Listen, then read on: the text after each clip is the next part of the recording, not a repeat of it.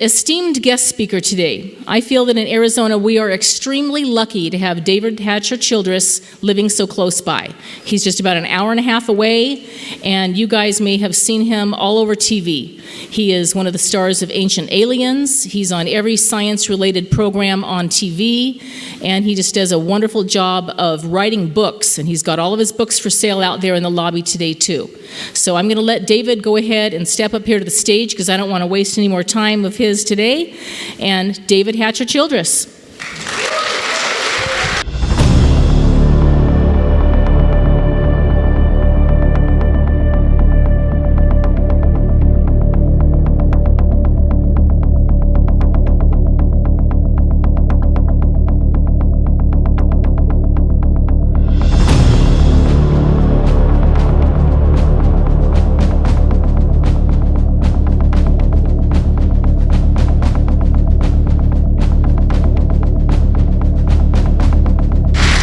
Thank you.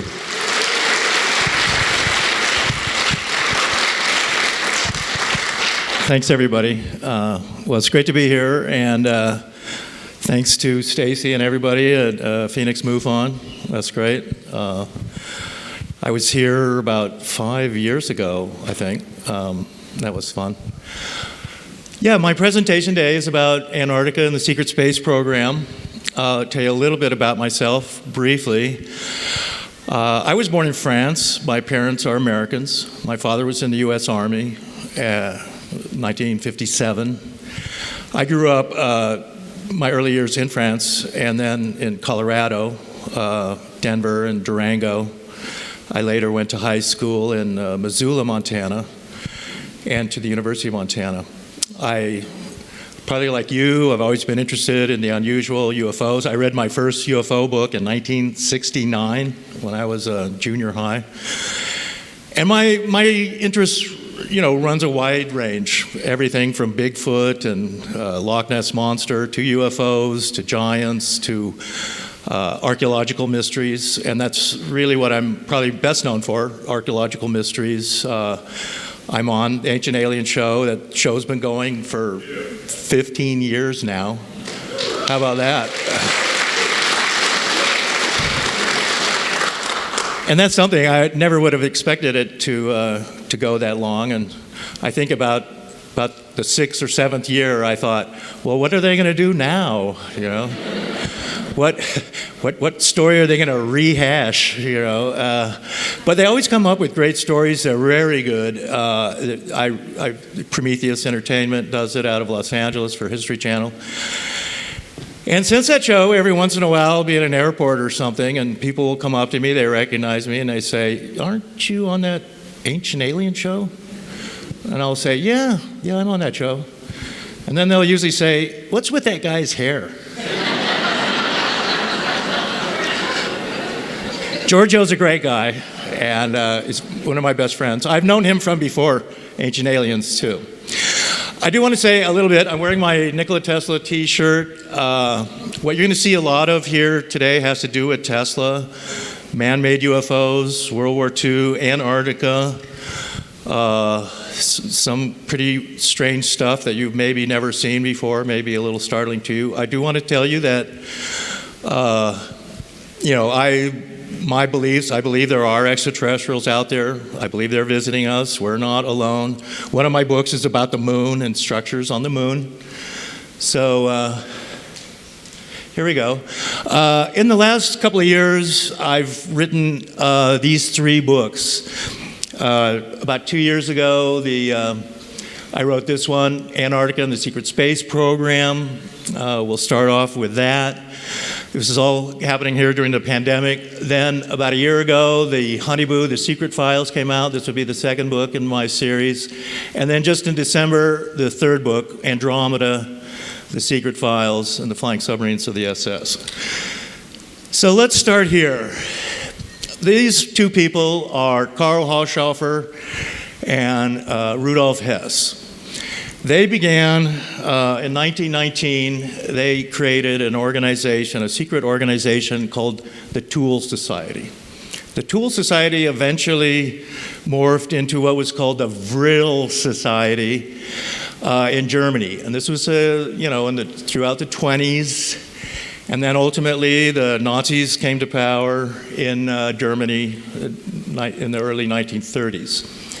This is Rudolf Hess. He was actually the third most powerful person in the Third Reich for at least for a while. Now, what happened was, in 1938-39, the Germans sent a secret expedition to Antarctica. It was top secret.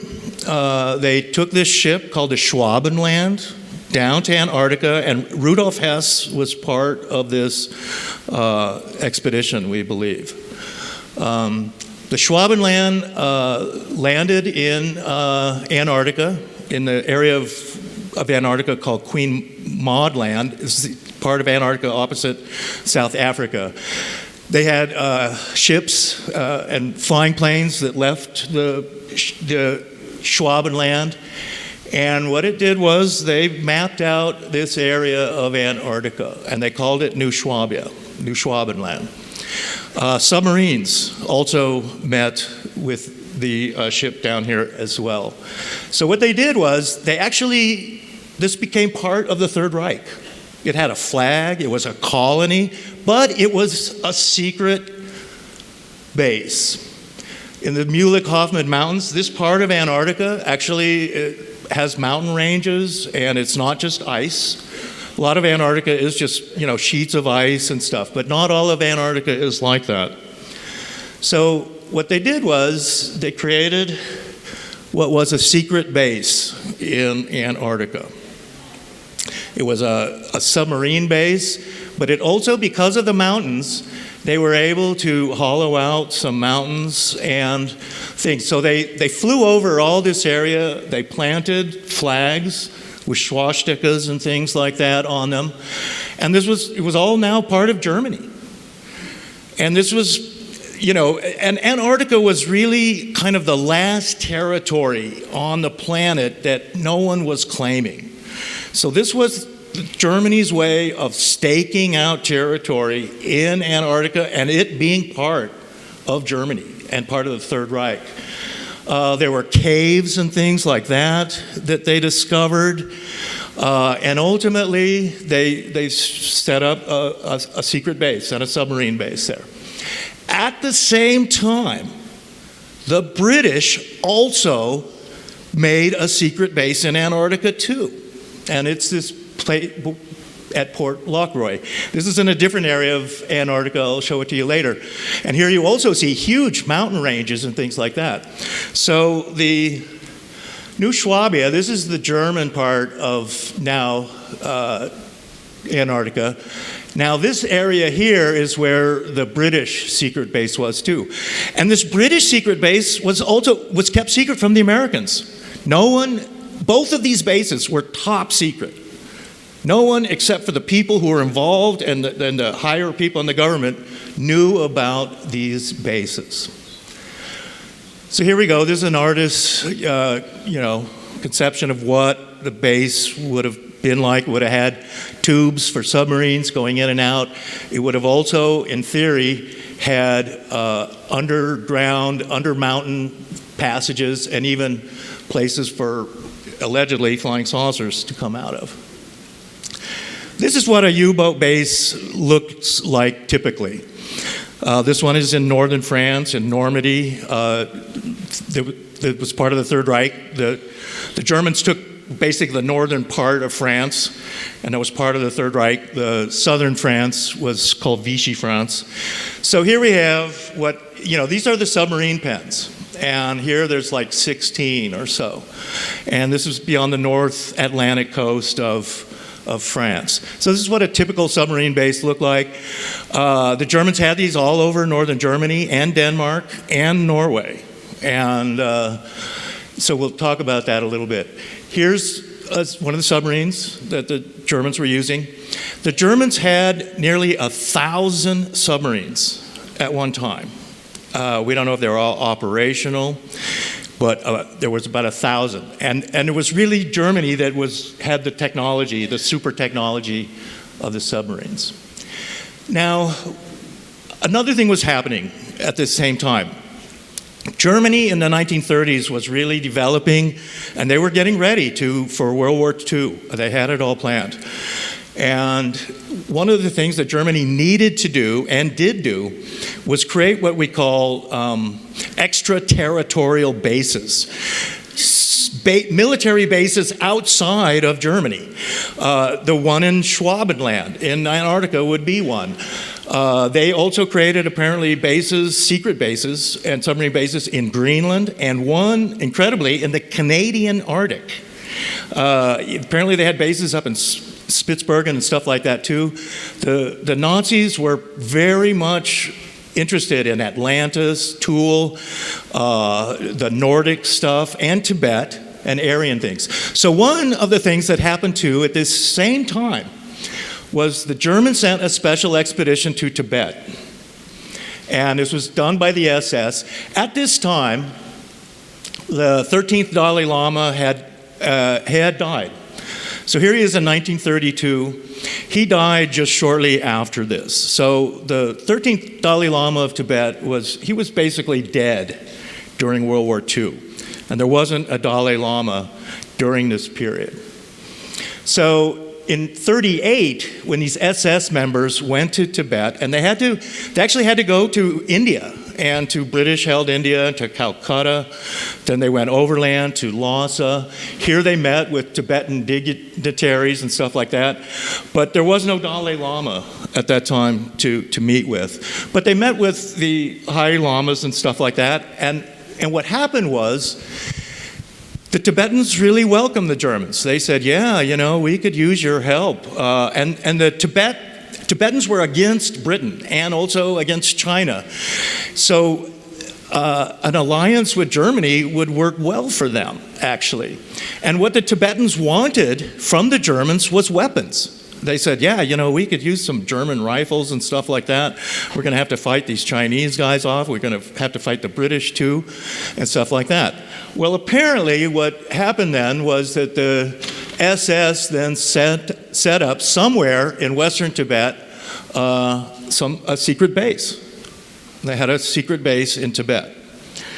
So now we have a secret base in Antarctica, secret bases in Greenland, in Canadian Arctic. There was also one in the Canary Islands. And so what they would use is these long-range airplanes, like the Henkel HE-277, or here's the Junkers Ju-390. There's a 6-engine plane.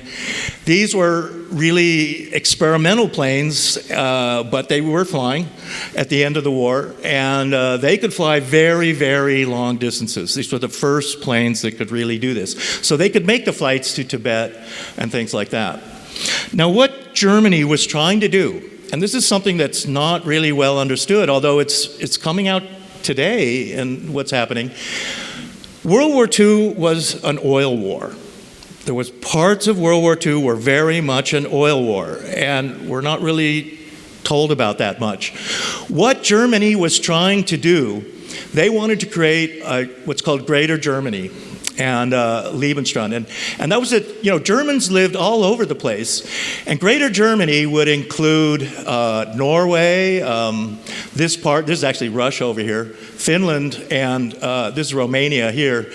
They fought with the Germans. They weren't part of the Third Reich, but they were like Italy. They were allied with the Germans.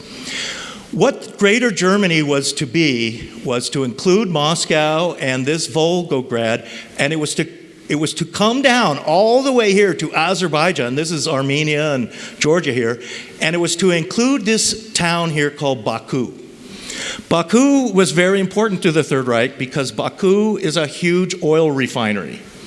In fact, some of the oldest oil wells in the world are in Baku. And in fact, oil is just seeping up out of the ground there. And there was like an ancient Zoroastrian fire temple there that was, eternally lit with fire and stuff for the Zoroastrians. So here's the trick. Germany does not have oil. Even today, Germany lacks oil. Okay, so you have this whole German war machine, but it's totally dependent on oil and gasoline. And all that gasoline, and really almost all of it, came from a series of refineries in Romania called the Ploiești refinery. This refinery, and it's a series of them, was giving all of Germany all of its oil for its tanks and all of its machines and everything, and aircraft. And Germany had a really serious problem in that it didn't have enough gas and fuel. And that's why they had to take these oil wells here at Baku. And it would have been then part of the Third Reich. So here are the oil fields in Romania in 1920. I mean, these are the original oil fields that were really giving gas to all of Europe and to the Third Reich. And Romania was part of the Axis powers. So there's a whole series of oil wells here. And it was crucial to the Allies. They had to destroy these oil wells. So what happened then was in 1942, actually, there were 2 huge bombing raids on those Ploiești oil fields. They took these Liberator bombers that were being built in the United States, and they took like 200 of them, and they flew them to Florida. Then they flew them to Ghana in West Africa, which was British-controlled. Then they flew them to Khartoum in Sudan, and then to Egypt, which was these were British-controlled areas. Then from airfields in Egypt, these 200 American bombers all took off, and they were going to the Ploiești oil fields to bomb them and try and stop the Germans from having the oil. They had to fly over Greece and the Mediterranean. They had strict radio silence. They couldn't radio each other. They got into Romania. They had problems because they had no radio contact finding the oil fields. At one point, the bombers were following these railway tracks, trying to find the refineries, and they were following the wrong railway tracks. So they were going the wrong way. And then other bombers had to break radio silence and say, hey, you're going the wrong way. You know, the oil fields are over here. They bombed the oil fields, but it didn't really make much difference. It was essentially a failure. Then in 1943, again, 1 year later, it was like August 43, they did it again. Another massive bombing raid out of these airfields in Cairo. These were significant too because it was during these bombing raids that they put all these photographers on the planes. And Hollywood now was part of the war. And so all these bombers had motion picture cameras and things like that. So here we are, they're bombing the oil fields. This was the largest bombing raid of all of World War II. And most people never even heard of it. But it's to bomb these oil fields and take the oil fields away from Germany. And like these photos here are taken from other bombers, American bombers, and about half of these bombers were all shot down. And this is straight out of, the movies and stuff. The Germans, this is in Romania, but the Germans had their elite forces there. And as the bombers came towards the oil fields, there were like cargo trains that were just lined up, but they were fakes, and they would drop their things, and they had all these guns. And so, they were disguised as ordinary trains. So then as the bombers got to the oil fields, these trains just opened up fire, and it was a mess. And in actuality, both failed. Both the bombing missions were ultimately failures. But at the same time, the Germans never got to Baku. So it was kind of a stalemate. The Germans didn't get the oil fields in Baku, but the Americans and the British were unable to really stop the oil from the Romanian oil fields. During all this time, there was a think tank in Germany, which comes by the name of RAG, and that's a shortening for this big, long German word, which has to do with energy independence. So the German Third Reich, they knew that they had a problem with oil. And Germany still has a problem with oil today. And that's part of this oil pipeline that's coming from Russia that they've just canceled. Germany has doesn't have any oil fields. Certain countries just don't have oil. South Africa's like that. Doesn't have any oil. Brazil doesn't have oil fields. Certain countries do. So this part of the Third Reich called RAG, their mission was to create vehicles and technology that didn't have to do with oil. And that is where Tesla and these flying saucers and things like that come in. So what also happened, since World War II, there's been many stories that the Germans were building flying saucers and other UFO-type craft. In 1989, something unusual happened. A German who was living in London, his name was Ralph Edel, and he received a document dump. A special package of documents. And we call this now the Edel document dump. In this packet of documents were patents, plans, photographs, all about the alleged German saucer designs. So he later then teamed up with an Austrian guy named Ravenscroft, and they wrote 2 books that were published in Austria in 89 and 90, and they contained all this information. So what I'm going to show you now is really from these documents. These are quite well known in Germany and Austria and throughout Europe. So one of the things the document said was that the Germans were developing a flying saucer called the Haunebu. And the Haunebu is short for Honeyberg device. They called him, in German, they call him a Gerät, a device. So the Haunebu 1, this was the earliest one. Then they developed what was called the Haunebu 2, which is the most popular one. That's apparently the one they actually started manufacturing in a big way. And then there was a third one called the Haunebu 3.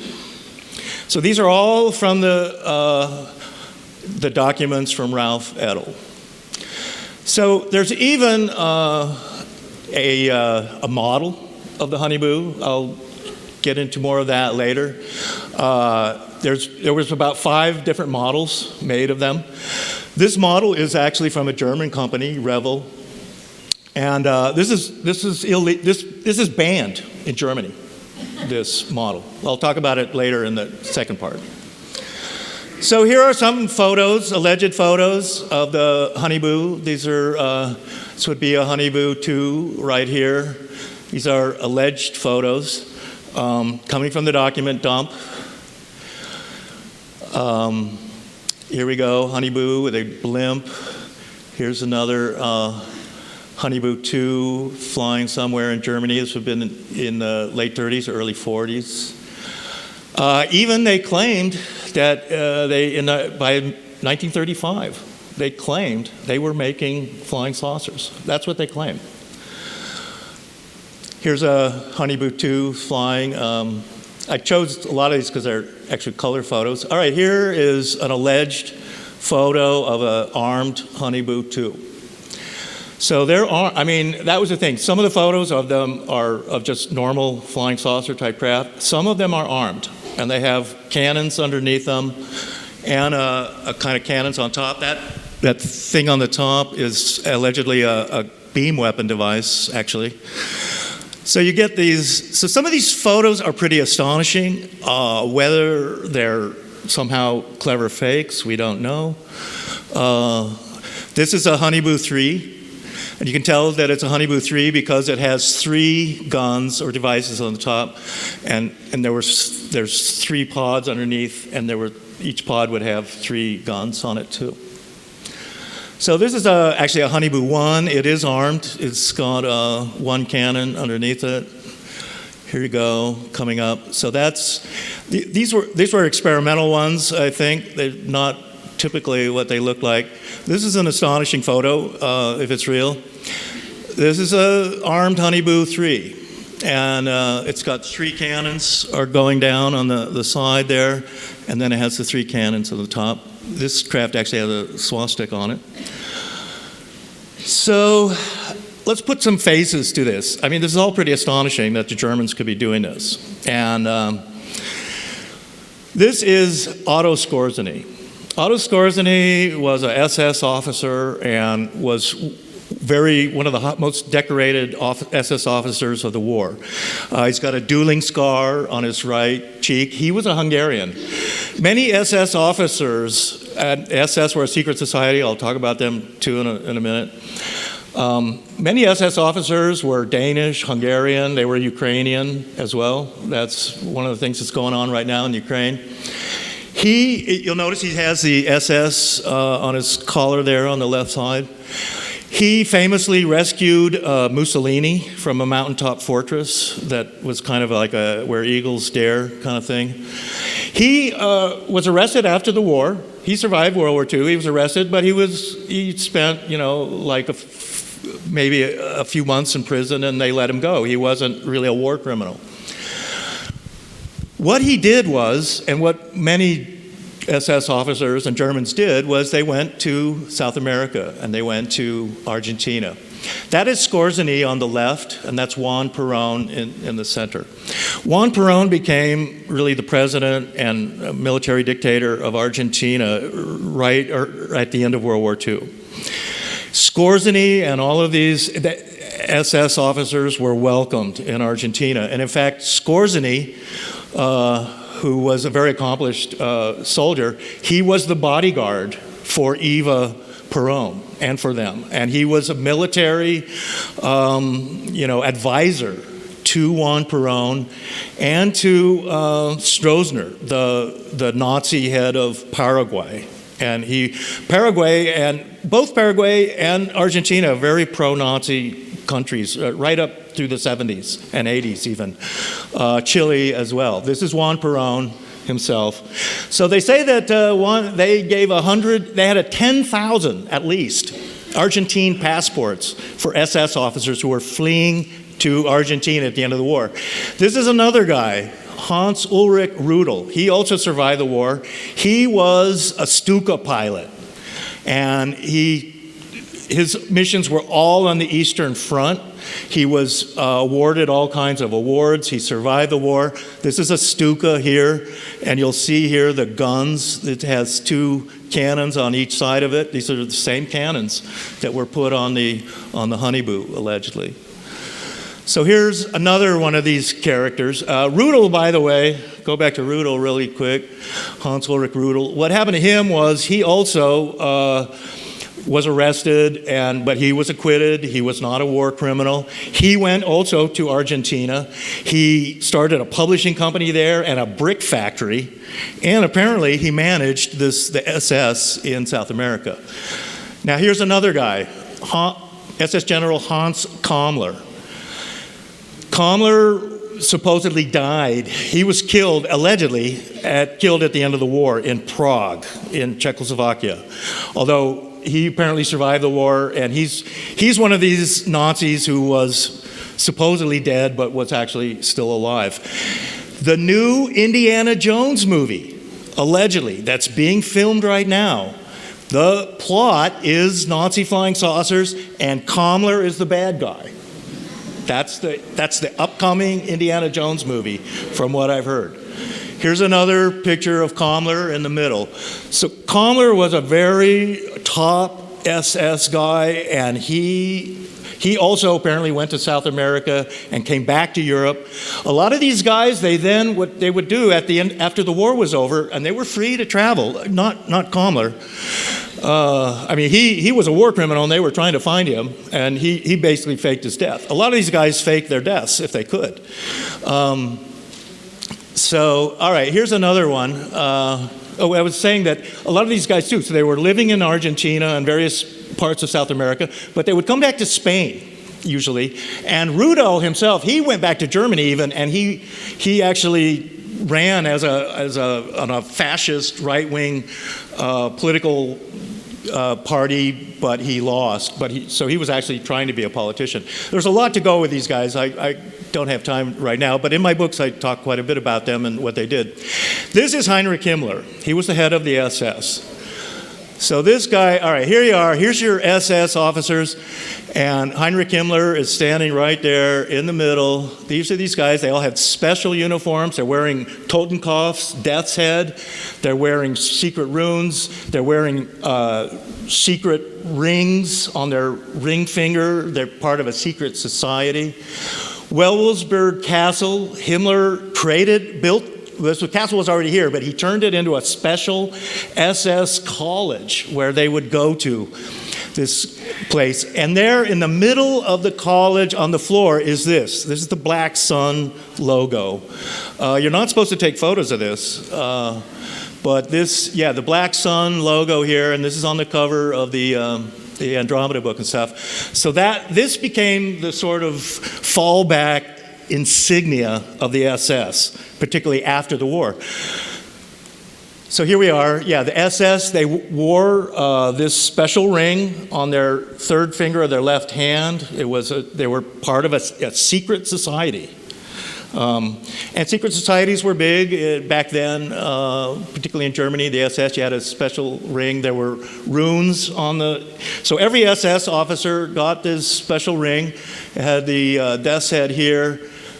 These two runes here, these are identical, and then these runes here, including the swastika rune. This is what they call the double rune. So they're all initiated into this special group. And if you're an SS officer, you're really part of the elite.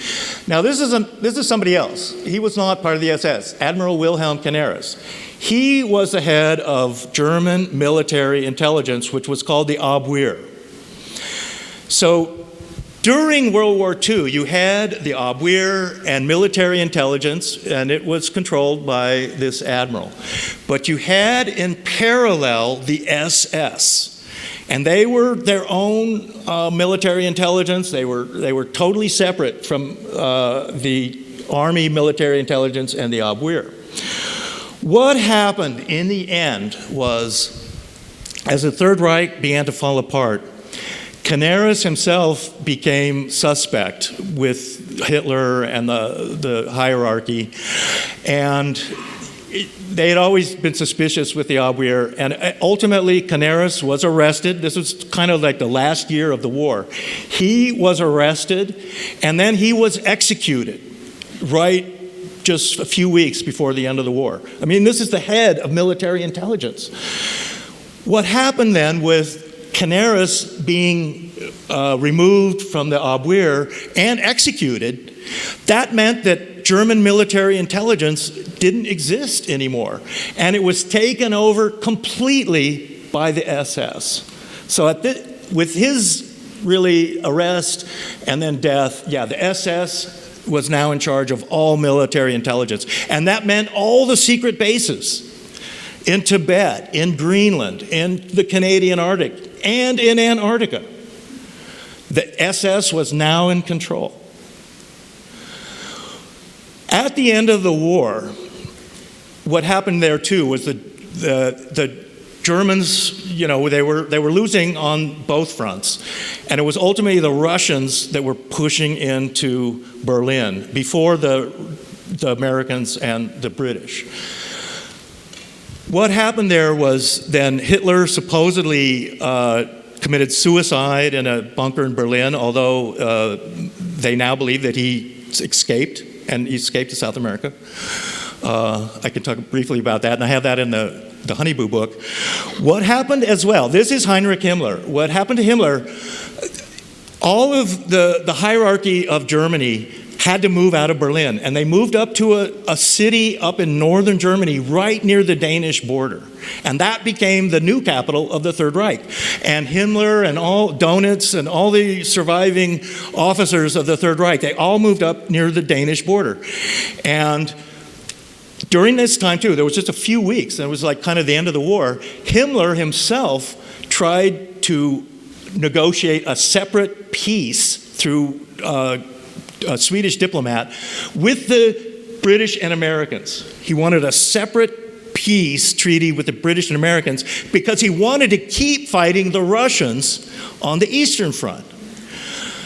The British and Americans wouldn't have that deal. They declined it. But when the other people in the Third Reich, including Hitler at this time, because Hitler was still alive right towards the end of this, so they found out about that. So Himmler himself was essentially excommunicated and stripped of all of his authority. And he became a man on the run himself in Germany and at the end of the war.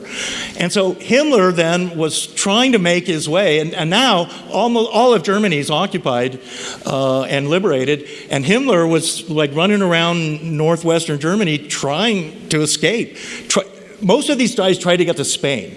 That's where they would. If you could get to Spain, then you were basically safe. Spain was allied with Germany and the Third Reich during World War II, but essentially remained neutral.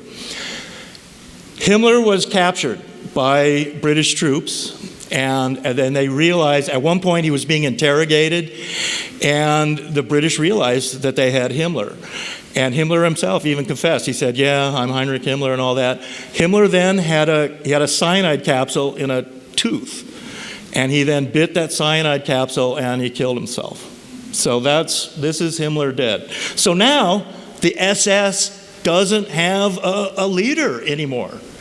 And Himmler himself had trained the SS to be independent. And he had a whole doctrine of this, of his SS officers. They were to be independent. They were to make their own choices and things like that. He wanted them to be that way.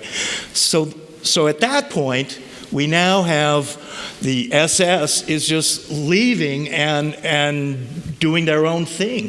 This is one last guy I should mention here, Martin Bormann. He was also thought to have faked his death and gone to South America, and it's thought that he was also there with Juan Perón, and one of those 10,000 passports that the Argentina had for these Nazis was the first one was for him, supposedly, Martin Bormann. However, recently there was reports that he, like Himmler, was trying to get out of Berlin and escape, and that he was killed. And they actually just recently dug up this body that they thought was his, and they checked his DNA with a relative, and they've basically said that he did not ever get to South America. And that's kind of recently, because people often thought that he was living in South America and stuff. Now, there was a second kind of a craft that they were also making during World War II, and that's called allegedly the Vril craft. The Vril craft was a smaller flying saucer. It only held 2 or 3 people. This is allegedly a photo of Vril craft here. They could be armed, although they often weren't. They were much smaller. The Haunebu held 6 to 8, even maybe 12 people, and there was larger versions. Here's also a guy, German. These are all from this Edel document dump kind of thing. Here's another Vril craft that's flying. So this is a second kind of flying saucer. All right, here we go. This is a Haunebu 2. This is being taken through the windshield of another aircraft. What it says on the right there, Geheim, secret. This is secret, top secret. And so this may be a photo coming from this RAG portfolio, the RAG being this think tank to get Germany out away from the oil and all the oil technology. Here's another alleged photo of a Vril there from 1939. Here's the underside of what a Vril craft supposedly looks like. Here's another unusual color photo of a Vril in flight. Here's this is more advanced Vril craft called the so-called Vril Odin craft. So they're smaller craft, they fly around. Now look, all this has to do, I know it seems incredible, just how could the Germans have done anything like this? Well, we have to go back to Tesla. Tesla in the 1920s and 30s was talking about anti-gravity ships, these towers he was building. His stuff was all electric. So as we came out of World War II, we really had this ascendancy of the oil companies, where oil companies are basically running the world, and it's more or less still going on today. One of the things that Tesla did was in his later years, every year he would have there was an annual dinner for him that was done by the press corps, and he would talk about his inventions. He would talk about flying saucers, anti-gravity, his towers, beam weapons, and death rays, and stuff like that. Tesla died during World War II. He died in 1943. What happened to him is kind of a mysterious. He would go late at night down to St. Peter's in New York City to feed pigeons. He loved pigeons and doves, as you see here. And Tesla was a very strange person. He was very much a loner. He never got married, never really had a girlfriend. And he had an aversion to doctors. One night he was hit by a taxi late at night, and he was hit by a taxi, and it apparently broke his hip, and he probably broke some ribs and stuff too. But he wouldn't see a doctor. Tesla had a total aversion to doctors. He wouldn't go see a doctor, and so he refused. And he probably had a broken ribs and stuff like that, but so he lived a few more years. It's been said in some conspiracy, documents I've gotten, that Reinhard Gehlen or the Nazis came and killed Tesla, and that somebody was driving that taxi and purposely trying to run Tesla down and stuff. I don't know what the case is there. I kind of tend to think that it was probably an accident that he was hit by this taxi. But later when Tesla was found dead, there were some unusual things. They said that Skorzeny and Reinhard Gehlen had gone into his apartment at the Waldorf Astoria and took all these papers. The FBI went in the next day, also took all of his papers. And curiously, this uncle of Donald Trump, his name was John Trump, he was a professor of electricity and engineering at Princeton. He analyzed all these papers for the FBI and kind of downplayed them, Tesla's papers, his death rays and stuff, he was exaggerating kind of thing. But a lot of Tesla's material just completely disappeared, so we don't have it today. Tesla would talk about these anti-gravity these ships, these towers that he had were going to put out power. They had these searchlights and stuff. This was all back in the 20s. So the idea that back in Germany, that they're trying to get away from oil and the oil things. Whoops. What am I doing here? There we go. It's only natural that they're trying to go electric. And in fact, if Tesla had survived World War II, the NASA and all these rockets to the moon and stuff, Tesla would have devised something electric spacecraft. Not rockets and not things like that. This is the third device that was made that came from the Edel document dump. We had the Haunebu craft, then the Vril craft, and this is the third craft. It's called the Andromeda device, Andromeda Garrat. The Andromeda Garrat supposedly held, it was what we would call a mothership type tubular craft, cylindrical craft. It held one Haunebu in the middle, and then it had 4 smaller Vril craft as part of it too.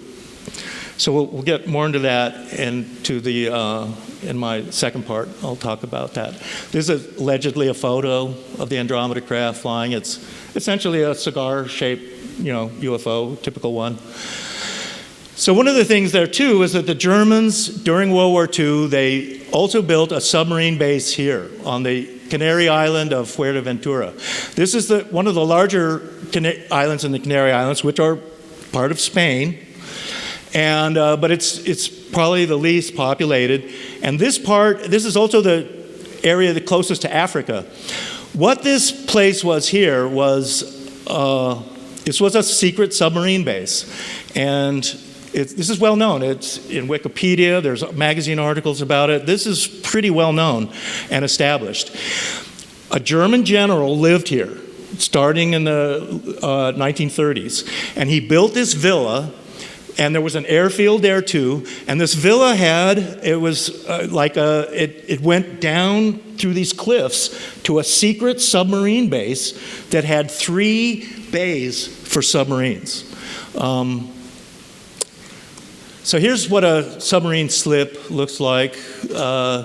So there were 3 of these there in this Canary Island, okay, and an airstrip as well. So they were using this, and this was operational after World War II.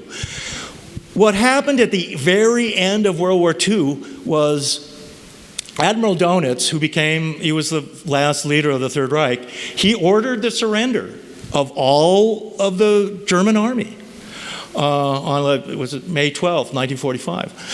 And at that point, all the submarines, all the U-boats, all the secret bases, everybody was to surrender. And, the war was over. But that didn't happen. What happened was, and at that time, at the surrender, Denmark was still controlled by the Third Reich, and so was much of Norway. And on that day, the British were there in Denmark, and these submarines were all to surrender. They were to surrender to the British, and the British would seize all of these U-boats. But instead of surrendering, these U-boats dove and left, and they didn't surrender.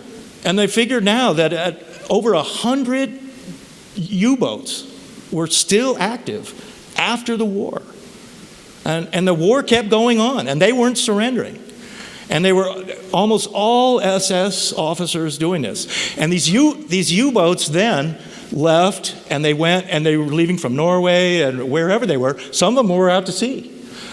And they all then began to converge on the secret bases that the Germans had. The secret bases in Greenland, secret base in the Canadian Arctic. There was probably one in Spitsbergen or somewhere of that too. And they went to the secret base in the Canary Islands, and of course, down to Antarctica and to Argentina. Now, get this. I mean, in 1947, only 2 years after the end of the war, this book was published in Argentina. Hitler is alive. Okay? And what's it got? It's got Antarctica. And this was a book claiming that Hitler was still alive, that Hitler had escaped Germany, he had gone to Antarctica, and ultimately to Argentina. And in fact, allegedly, Hitler lived in Argentina until 1960 when he died. That's kind of the mainstream alternative story of Hitler. It's interesting, too, they have a little star here in Antarctica, but New Schwabenland is not there. New Schwabenland is up here.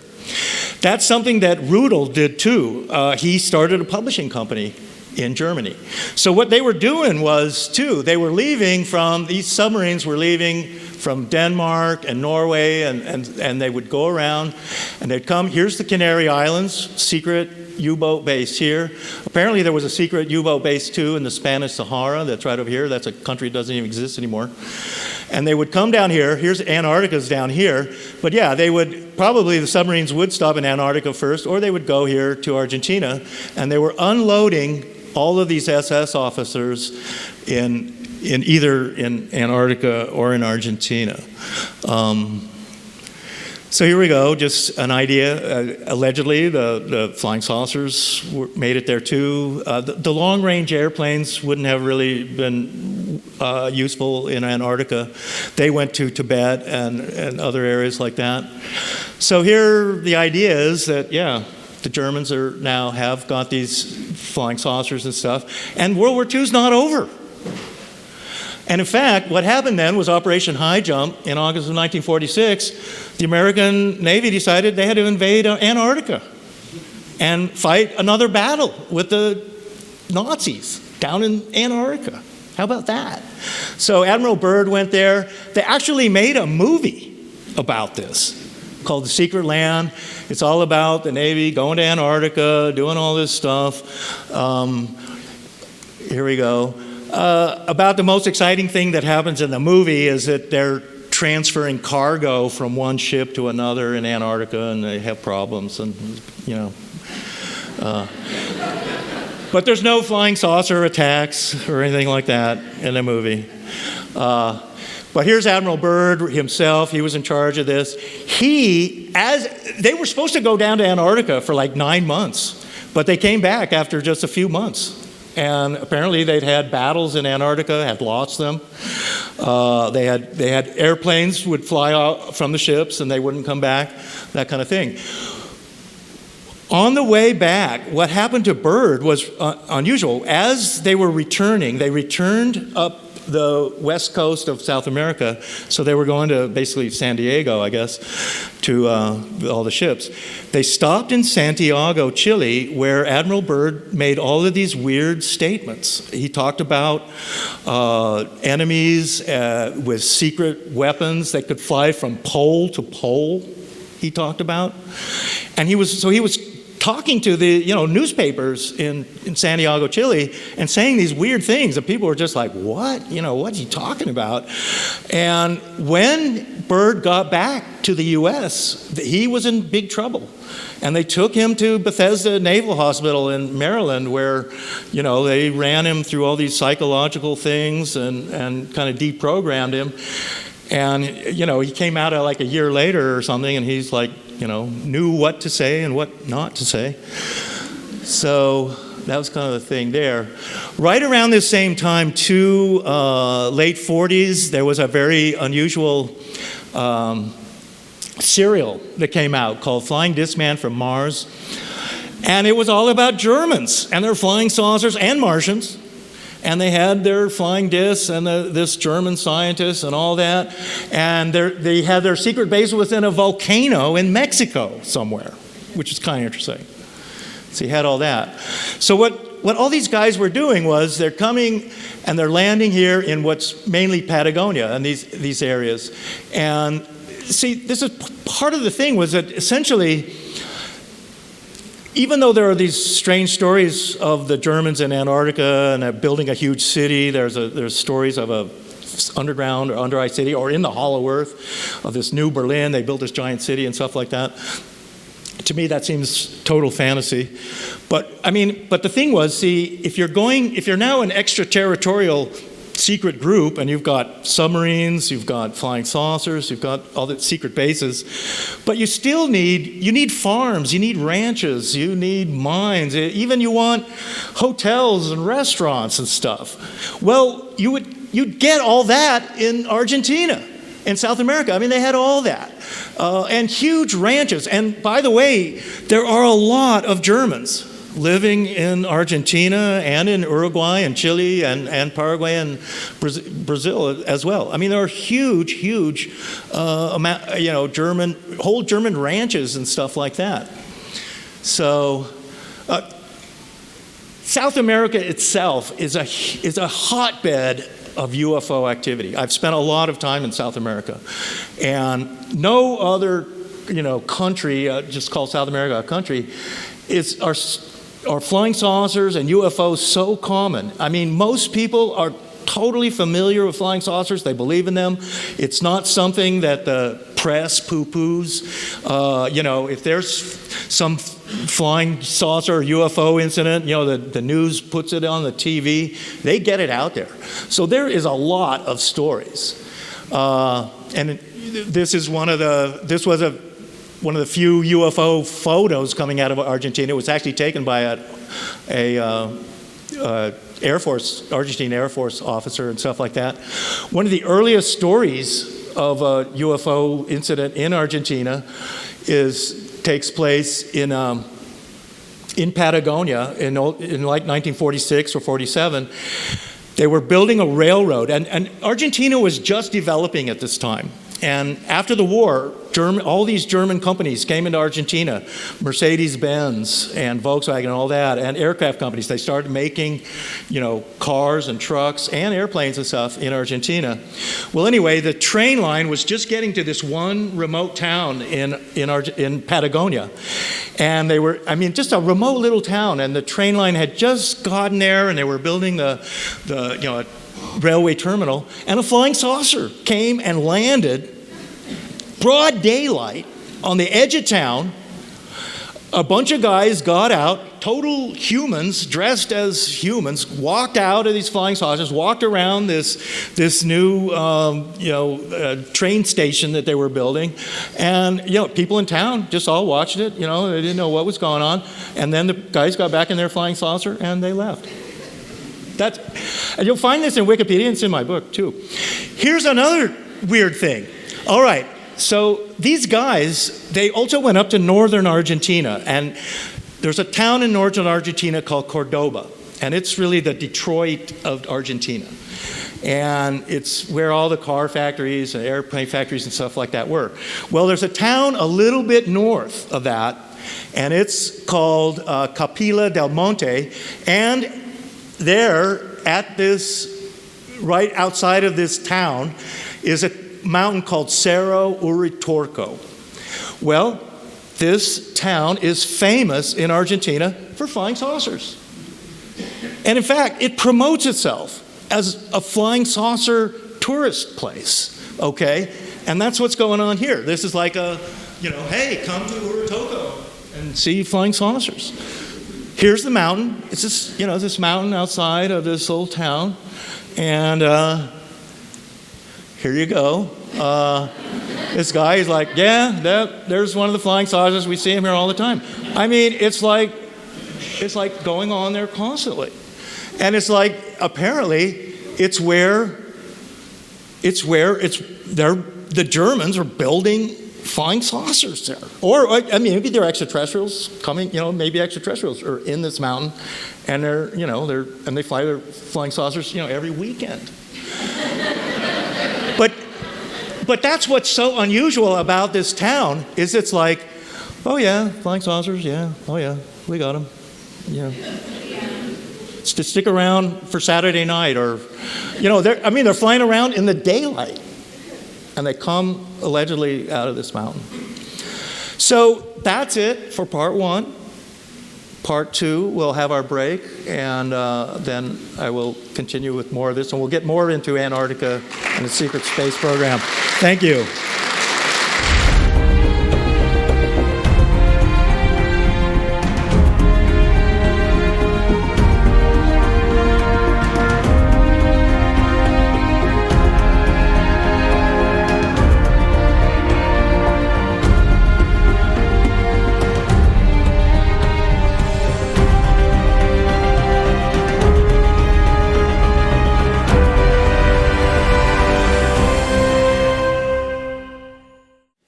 So let's see, we'll get into Antarctica and the Secret Space Program, Part 2, which is based on my books, Antarctica and the Secret Space Program, which came out about 2 years ago, and then the Haunebu, the Secret Files, came out 1 year ago, and then it was just in December of 2021 that my book on the Andromeda came out. So I want to just have a quick recap about how this started with this Tool Society or Thule Society, secret society in Germany.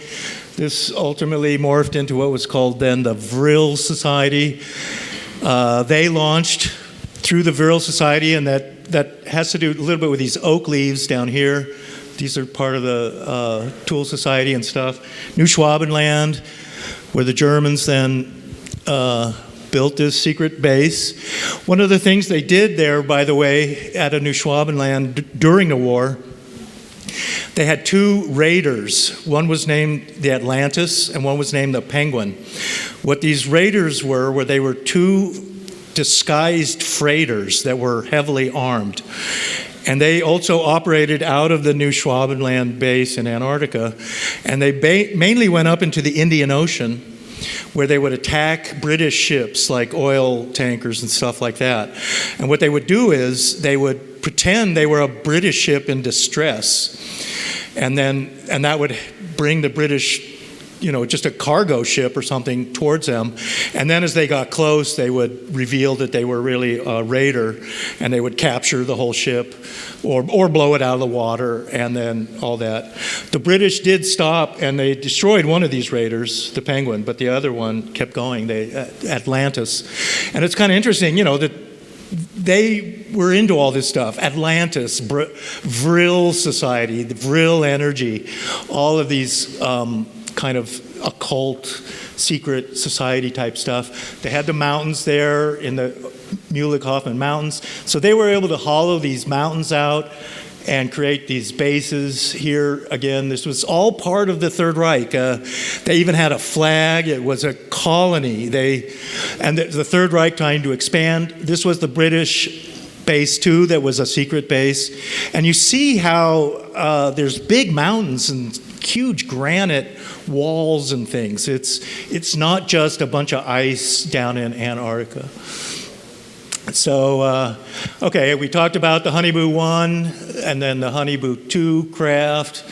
Then there was the Haunebu 3. This was the more advanced one. This could hold up to 25, 30 people, supposedly. All right, and I talked a little bit about this, and I wanted to actually show you this kit. There's at least four different kits here. And this just shows you how seriously in Europe they take this. I mean, it's a big deal. And the idea that the Germans were building these craft, I mean, that's very popular. This is, even though this was made in Germany, it was banned in Germany, not only in Germany. And in fact, this one that I got, I ordered it from Amazon, and it came from a warehouse in Turkey. Yeah, there's like $50 or $60 or something like that. You'll see here, this is a fully armed Haunebu. It's blasting cannons and all that. I mean, they're taking it pretty seriously. This is another hobby kit for the Haunebu. This is a different one. This is a Pegasus Hobbies. This is a California company, actually.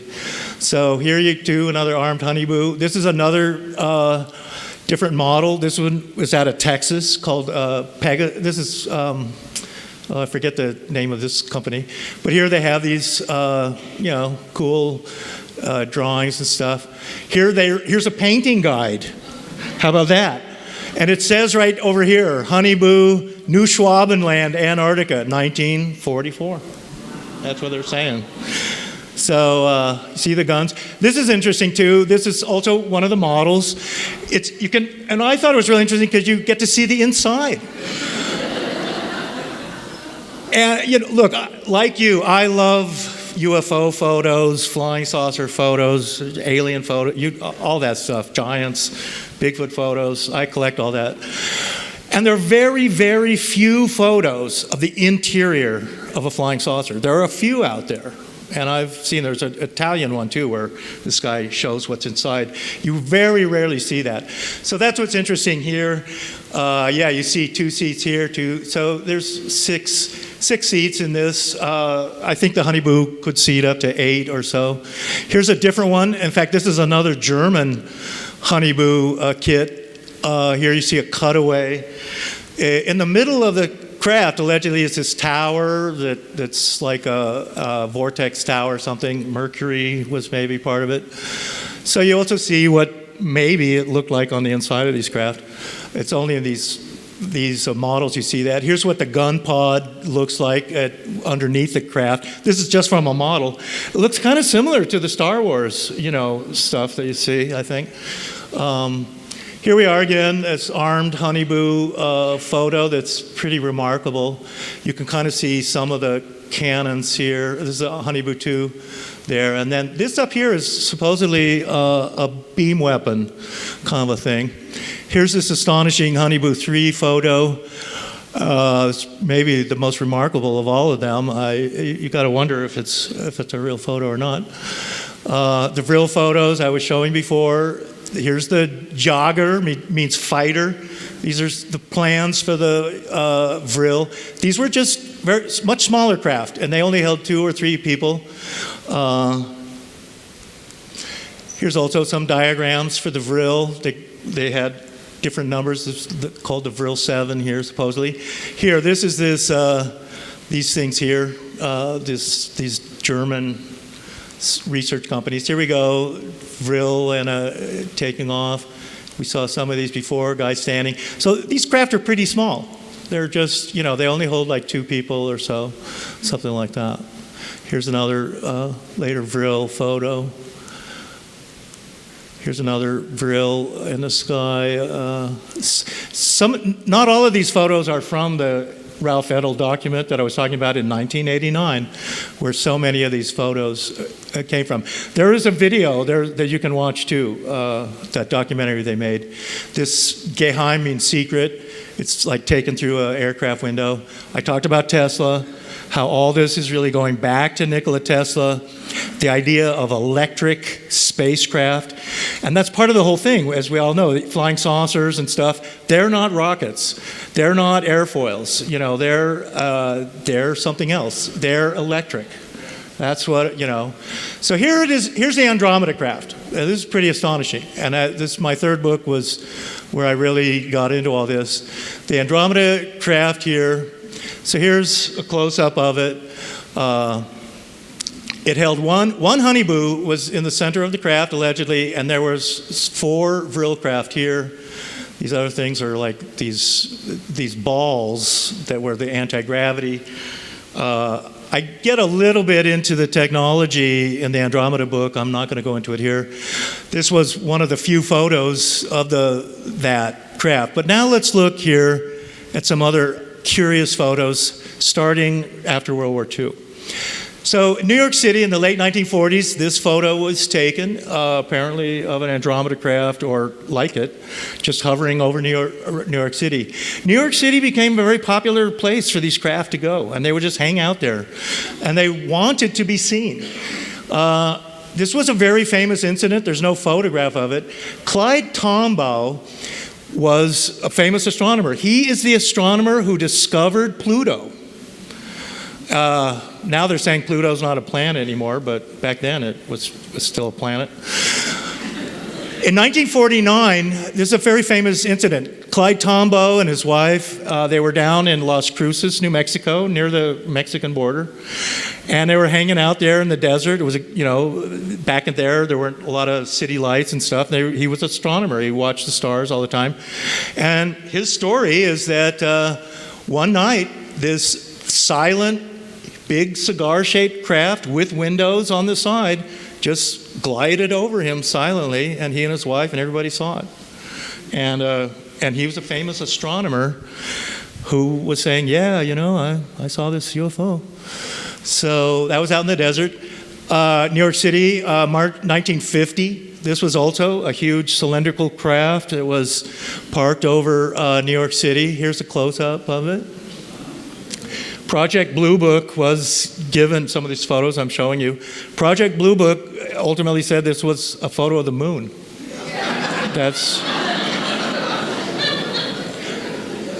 I'm kind of doing these in chronological order a little bit. So we're starting in the 40s, we're moving up into the 50s. Puerto Maldonado, Peru, that's down in the jungles of Peru. This is near the Brazil, Bolivian border. This was a curious UFO photo too, because it's flying through the sky, but it's got this kind of contrail or something's coming out of it. You wouldn't think a craft like this needs this. The Germans did have a thing called a jet assist that they would put on certain craft, and you got to wonder if that somehow it seems to be some experimental craft. 1952 in Washington, D.C. was a famous so-called flyover where all these flying saucers came to Washington, D.C., and there was like 12 of them.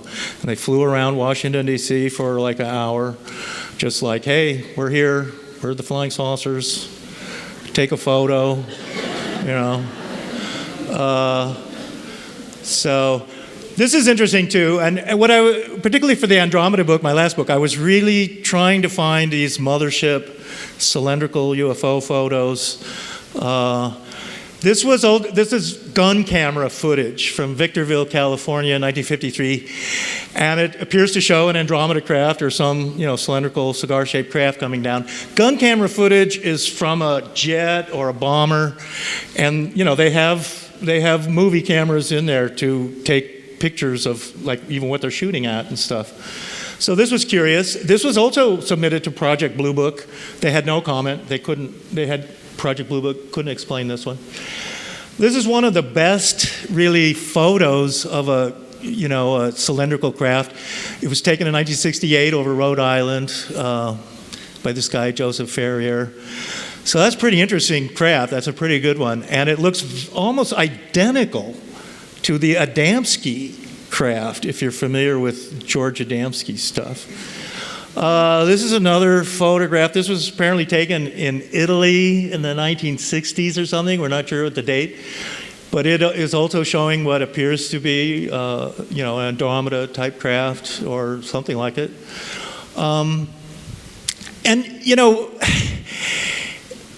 One of the strange things about looking at this and these models and stuff is that some of these flying saucers were armed. I mean, they had weapons on them. Well, there was a curious thing that happened after World War II, and it took place in Brazil and on this island. This is called Trinidad Island. This is an island out in the Atlantic. You've never heard of it. It's out in the middle of the Atlantic. It's an uninhabited island. It's owned by Brazil. And the Brazilians and with the Americans had a submarine base on this island during World War II. But then they abandoned it. Brazil was the only country that joined the Allies. At the very end of World War II, Brazil declared war on Germany.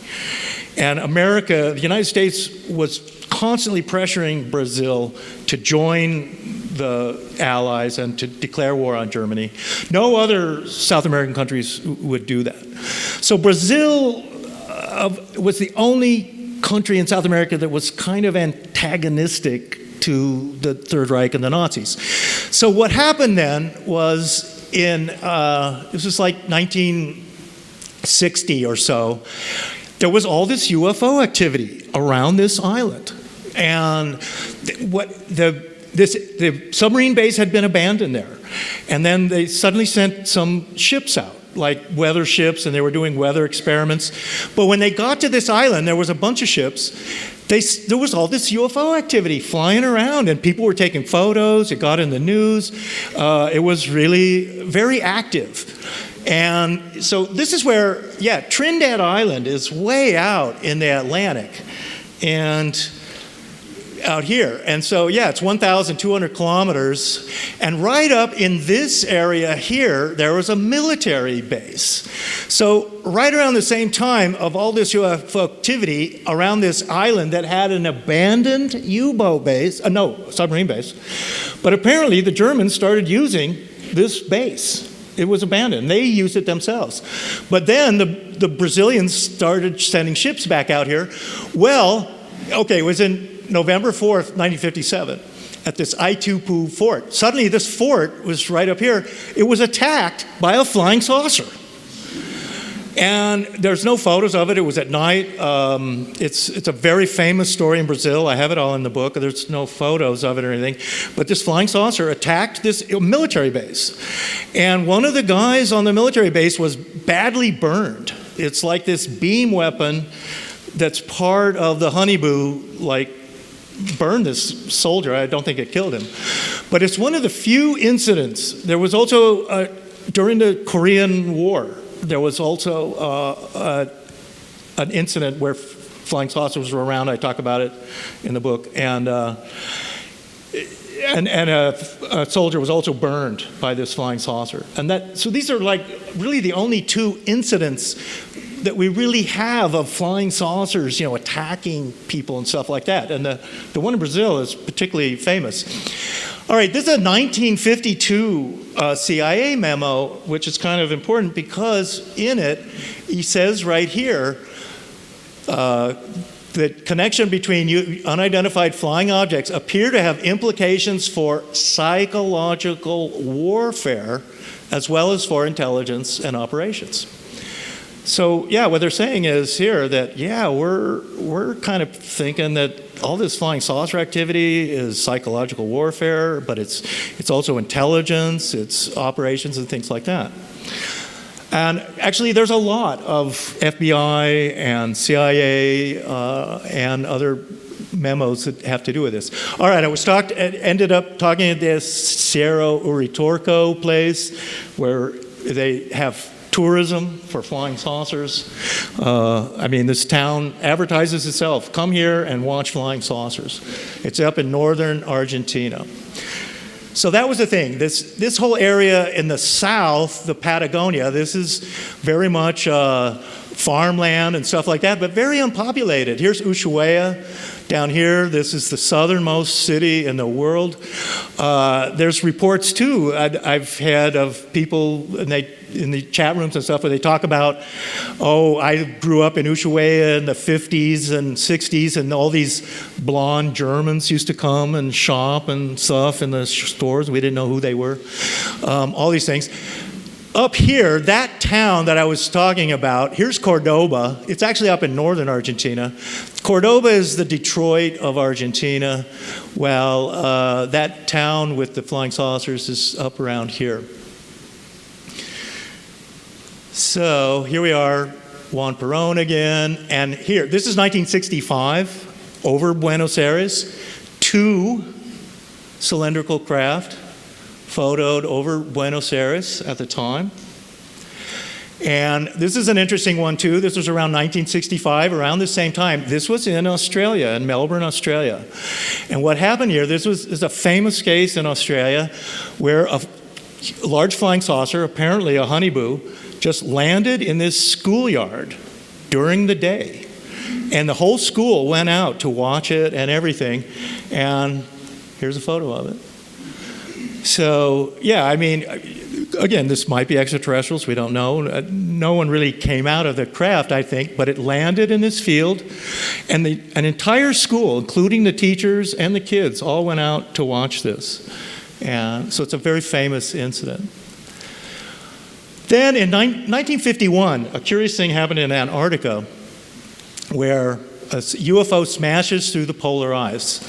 What happened there, and there's not photographs of it, but while they were up near the Antarctic Peninsula, suddenly they heard this rumbling, and this craft, which they described as like a bullet, came up crashing out of the ice from underwater, broke the ice, and then came out and then flew away.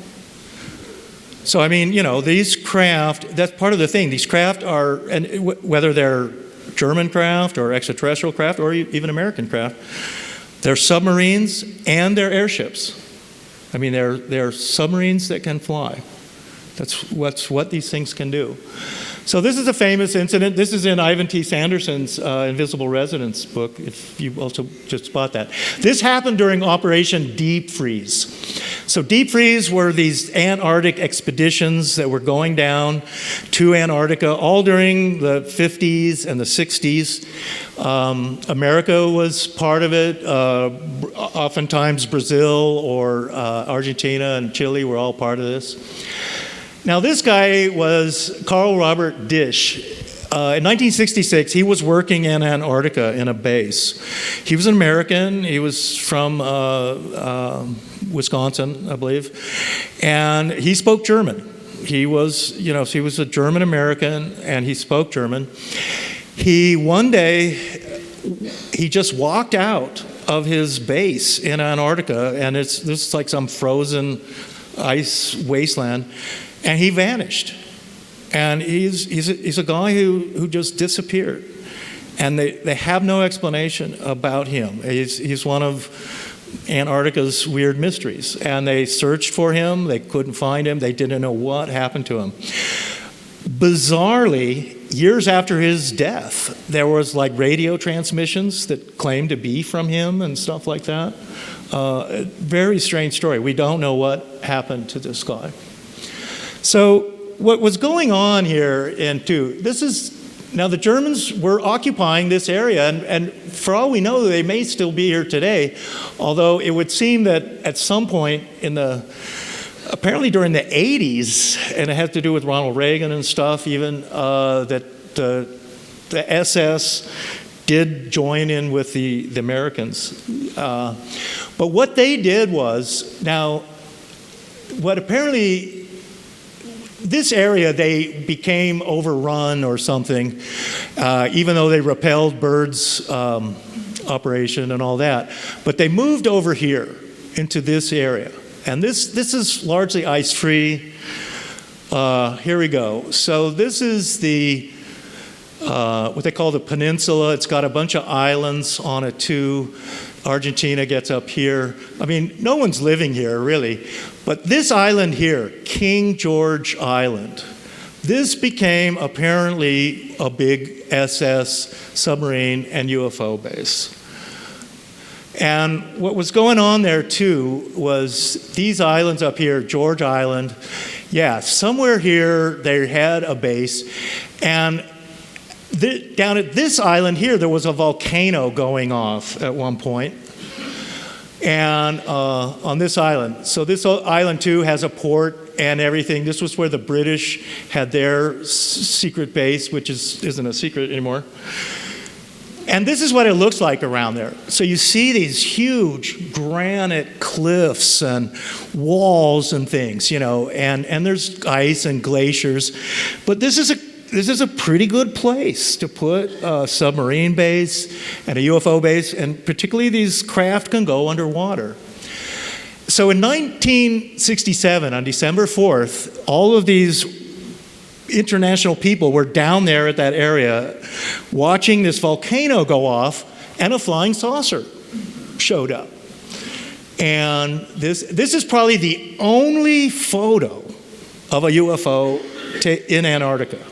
It's the only one I can actually find of an actual photo. Although I have seen some photos of supposedly from the Byrd expedition and Project High Jump, where there are some photos. I don't have those, but this is maybe the only photo of a flying saucer. So they're all watching this eruption on this island, and this flying saucer is just flying around the eruption. And that's a small craft too. I would say that's a real craft right there.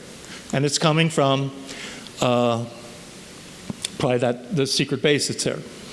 Now, in 1967, there's a series of photos from Yungay, Peru. Yungay is in kind of north central Peru in the mountains. It's a kind of ski area of Peru. I've been here.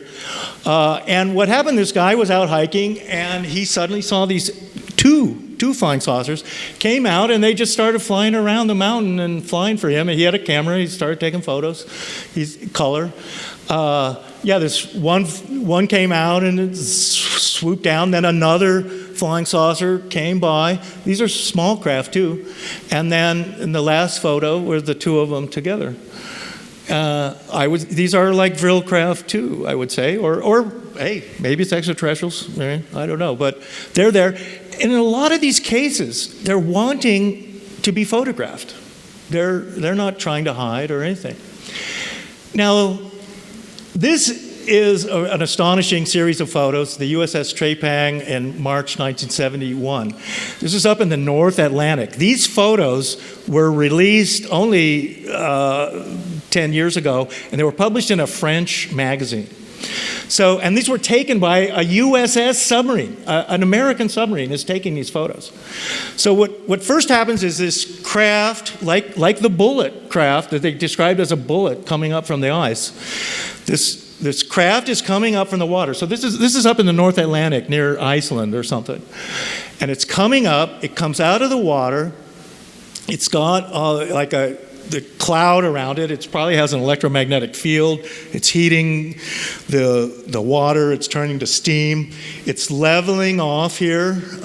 This photo is a little hard to see. That thing in the middle is actually staples from the magazine that the thing was here. That's not part of the photo. That's from a magazine. But here you can see what appear to be like some lights or something. And then the whole thing leveled out after coming out of the water. It levels out. And then it flew away. And then a small flying saucer craft came out of the water behind it. So there were two craft. One, a huge cylindrical mothership type craft, and then what was a kind of a small saucer-shaped craft came after it. So they both came out of the water and then up into the sky, and then they flew away. This is also this is a famous UFO photo. I don't know if you've seen it before. It's called the Värnamo, Sweden photo. Taken in 1974. It was a person. They were Värnamo is a town in southern Sweden, and yeah, he was looking out of his window, and he saw this flying saucer was hovering. Was just hovering there over this house here, and he had a camera, and so he took this one photo, and then it flew away. Again, this is a small craft. This is exactly like a Vril craft that the Germans were talking about. This is an interesting photo too. We all like UFO photos, and so this was in Würzburg, Germany, in 2009. The craft is over here in the far right corner. You can see it. And that's kind of curious. So once again, we're looking at German stuff going on, or in Germany maybe. Again, looking at the mothership type photos and stuff. This one is this closed this airport, and so they took this photo. This is in 2010, and this huge cigar-shaped craft just hovered over this airport for a while. And yeah, they actually had to close the airport for the night while they investigated all that. All right, here's another cylindrical cigar-shaped mothership type photo taken from a window of an aircraft in 2020. This is over Mexico. So this guy was flying to Mexico City, and then he saw this craft flying around, and he took a picture of it from the window. Here's another one in Mexico, 2013. This was Yucatan, so this would be like Cancun or Cozumel or something. And this guy, it was out there, it's over the ocean. This guy took a photo of it. This one here, Mexico again, 2015. So that's interesting that this craft is flying near this volcano. In that Flying Disc Man from Mars serial from 1950, which had the German flying saucer guys, their secret base was inside a volcano in Mexico. That was part of the plot of that show. I thought this was an interesting photo too, from England. This guy put it on Pinterest, also of a cylindrical craft with two flying saucers. In my book on the Andromeda, The Secret Files, I tried to chronicle all the sightings I could get about cylindrical craft. And probably the most interesting of them all was, it was in the mid-1960s, a Finnair flight in Finland, so northern Europe. The whole crew and passengers witnessed, it was during the daytime, what they said were three cylindrical craft flying together, three of them, and with a bunch of flying saucers around them. Like there was a dozen flying saucers and three of these cylindrical craft, and they were all flying north to someplace, and they're going to the Arctic or something. All right, here's another interesting photo too, Starlink, SpaceX, 2020. And this is again a cylindrical craft. Now maybe this is an extraterrestrial craft or even an American craft, we don't know. But it's very much a long cylindrical Andromeda type craft. And this is a SpaceX satellite. So they somehow got a photo of this. And that's up there. Another photo, this one's like also in Yucatan or something, of a cylindrical craft. I'm not sure what the date is on that. So let's go back to Antarctica for a little while. And, what is in Antarctica? There are pyramids, there's talk about, alien cities that are covered with ice and stuff like that. And those are interesting stories, and I've certainly, I'm familiar with all of them, and I tried to research all that.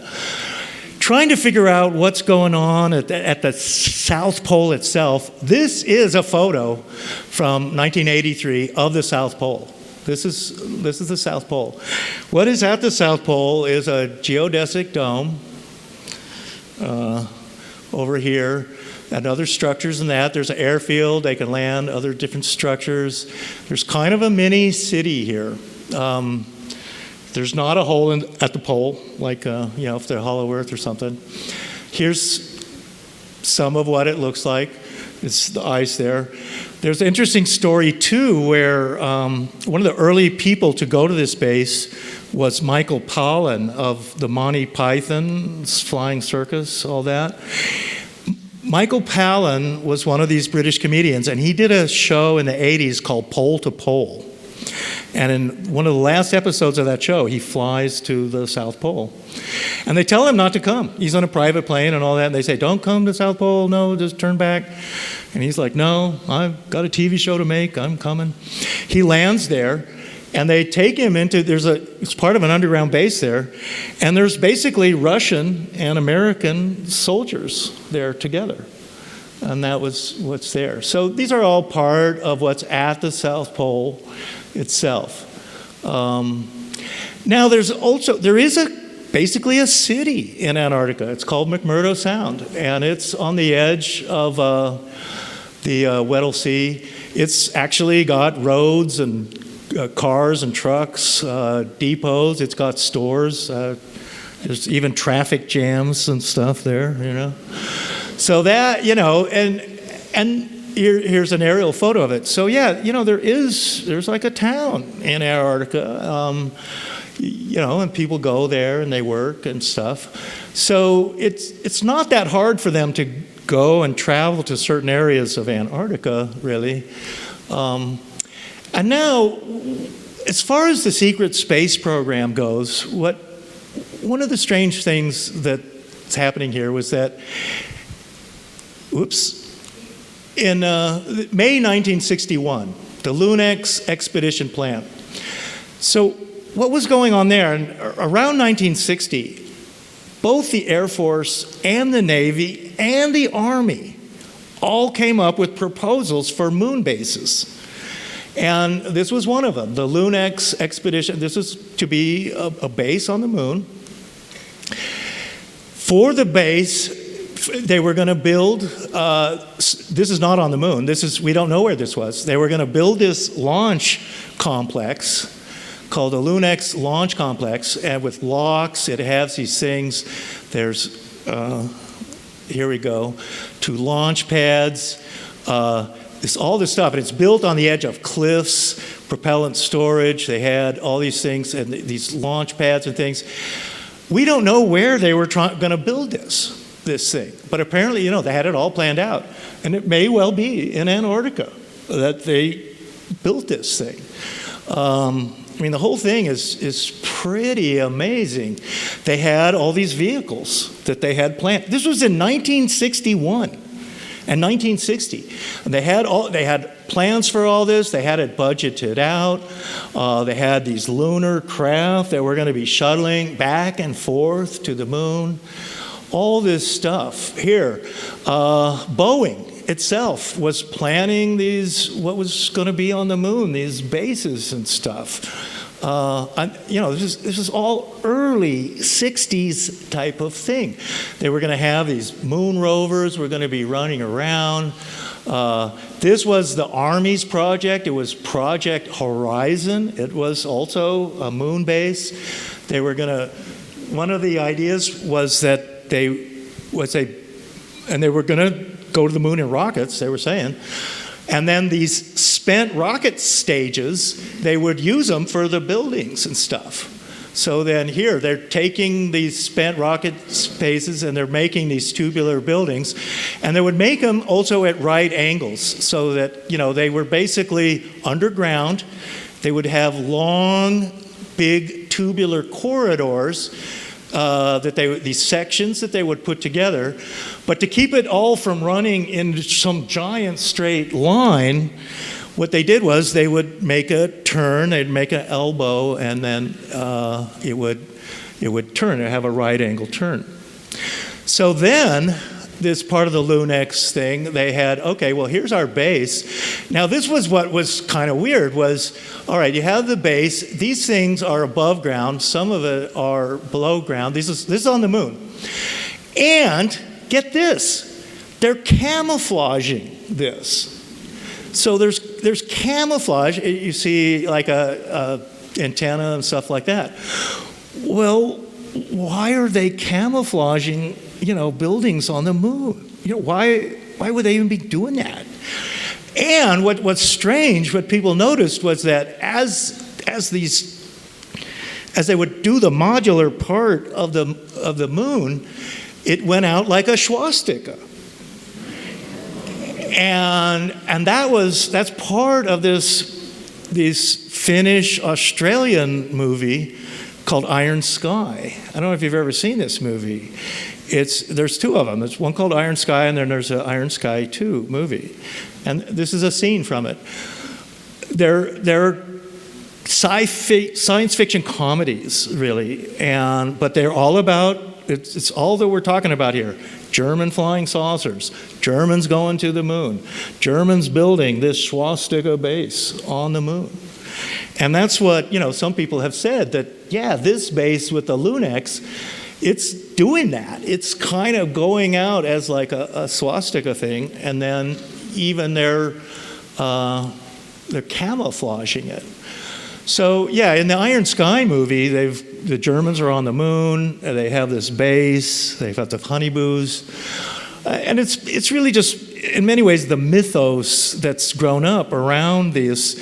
And let me tell you, you go to Europe, you go to Germany, Finland, Czechoslovakia, Austria, Hungary, those countries, Ukraine, they know all about this. It's this popular stuff there, these models and stuff. They're buying them.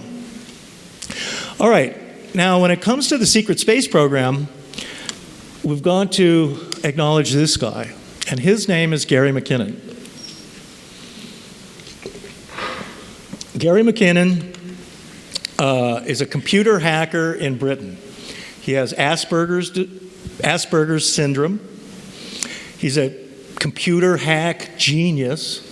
He literally lives in his mom's basement, where he's this genius hacker.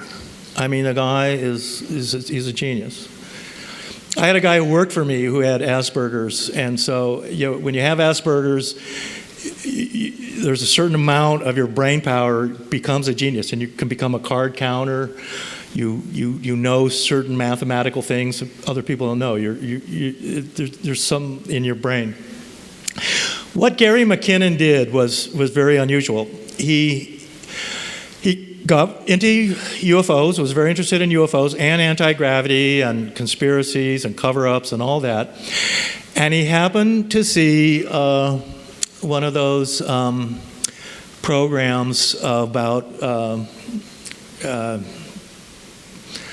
UFO stuff and disclosure and whatnot. And so he decided he would hack into the Pentagon and see what information they had on UFOs and anti-gravity and all that stuff. And he did it. He was able to hack into the Pentagon's computers. He got in there, and what he said he found was a bunch of things. He said he found a list of over 100 Navy officers who were off planet, and they're either in a space station, or they're on the moon, or they're on Mars. And these are Navy officers. It was also, he said that this secret space program that the Pentagon computers had, it listed a number of countries that were part of this secret space program. And that was really, I thought, maybe the most interesting part. And here's what's interesting about it. He said that part of this, the countries that are involved in this secret space program are, of course, the United States. Canada and Britain and Australia are also part of it, but not New Zealand. Austria is part of it, but not Germany or France. Russia is part of it, and so is Japan.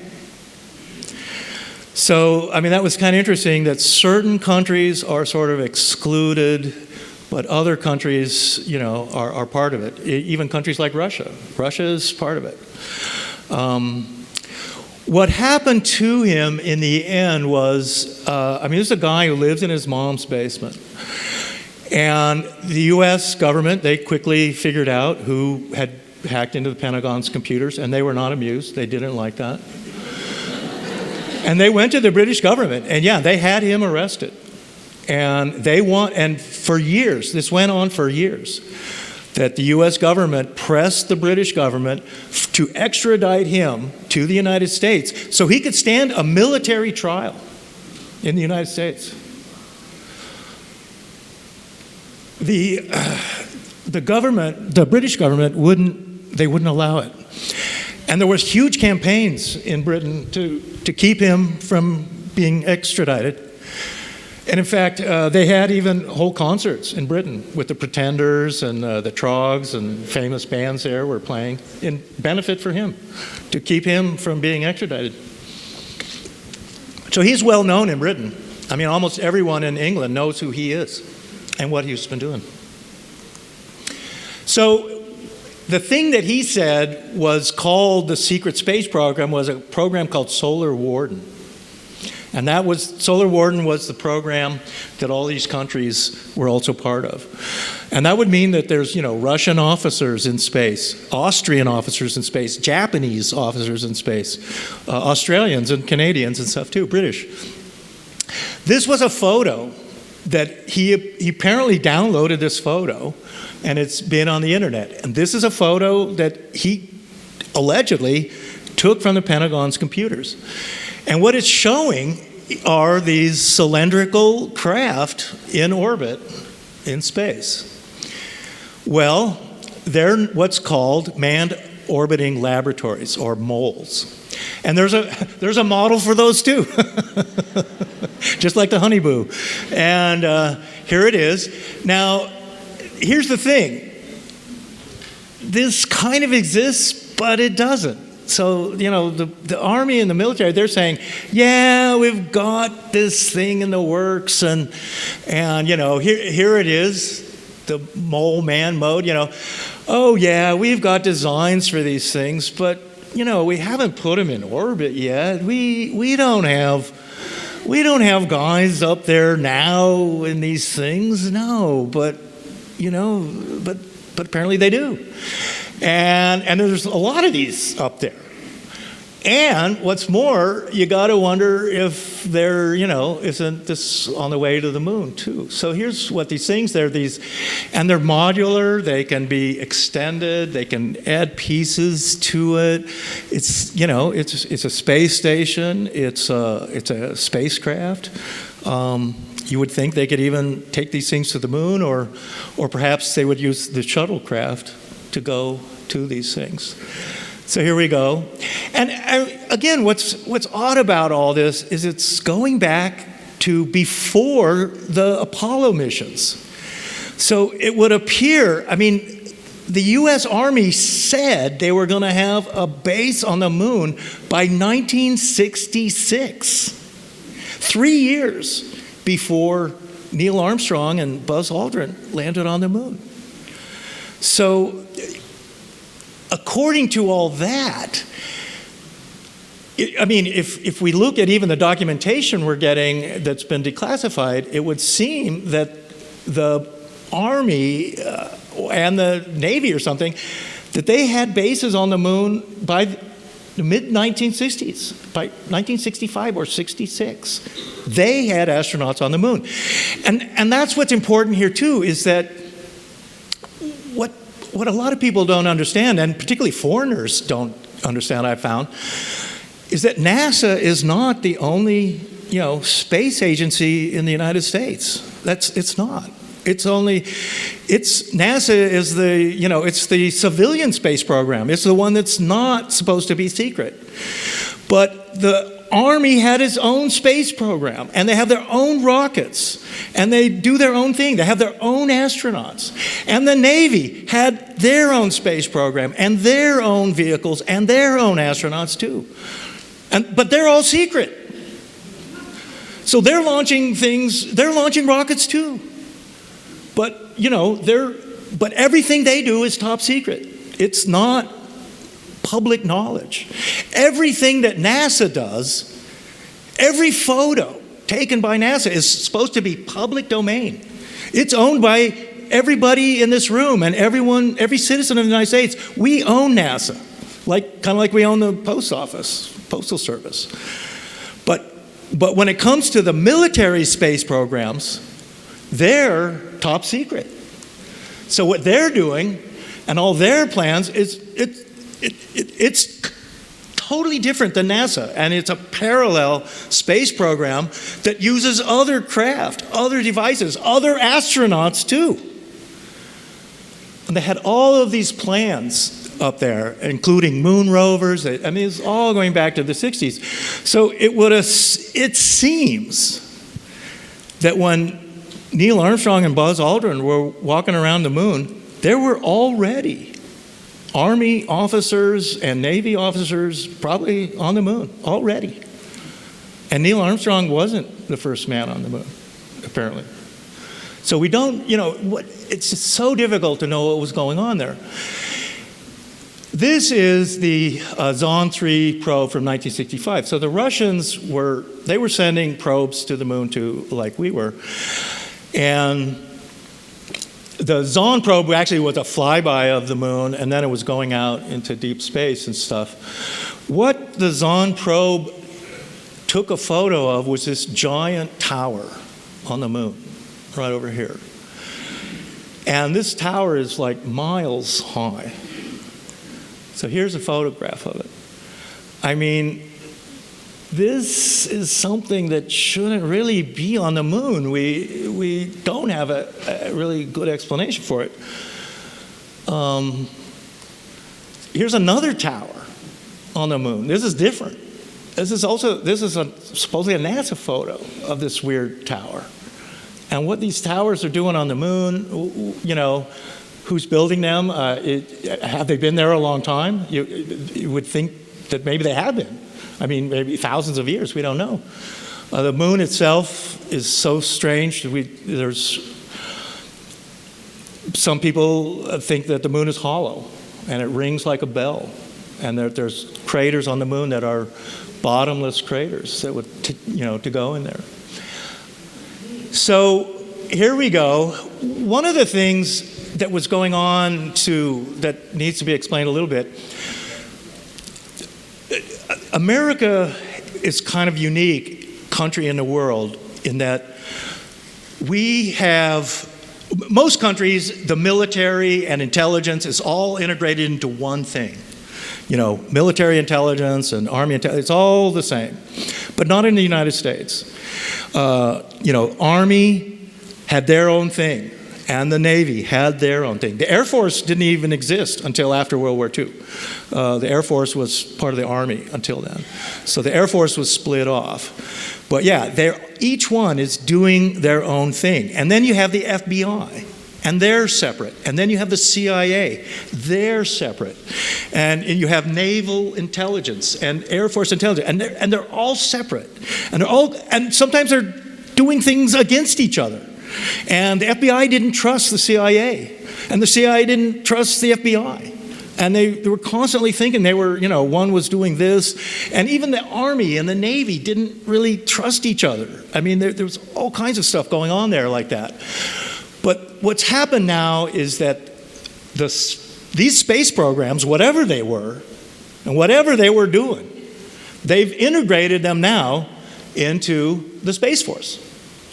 So now, we've got an integrated Space Force. This is only a few years, and now it's integrating the armies and the navies and the Air Force's Space Force, but not NASA. NASA's still something else.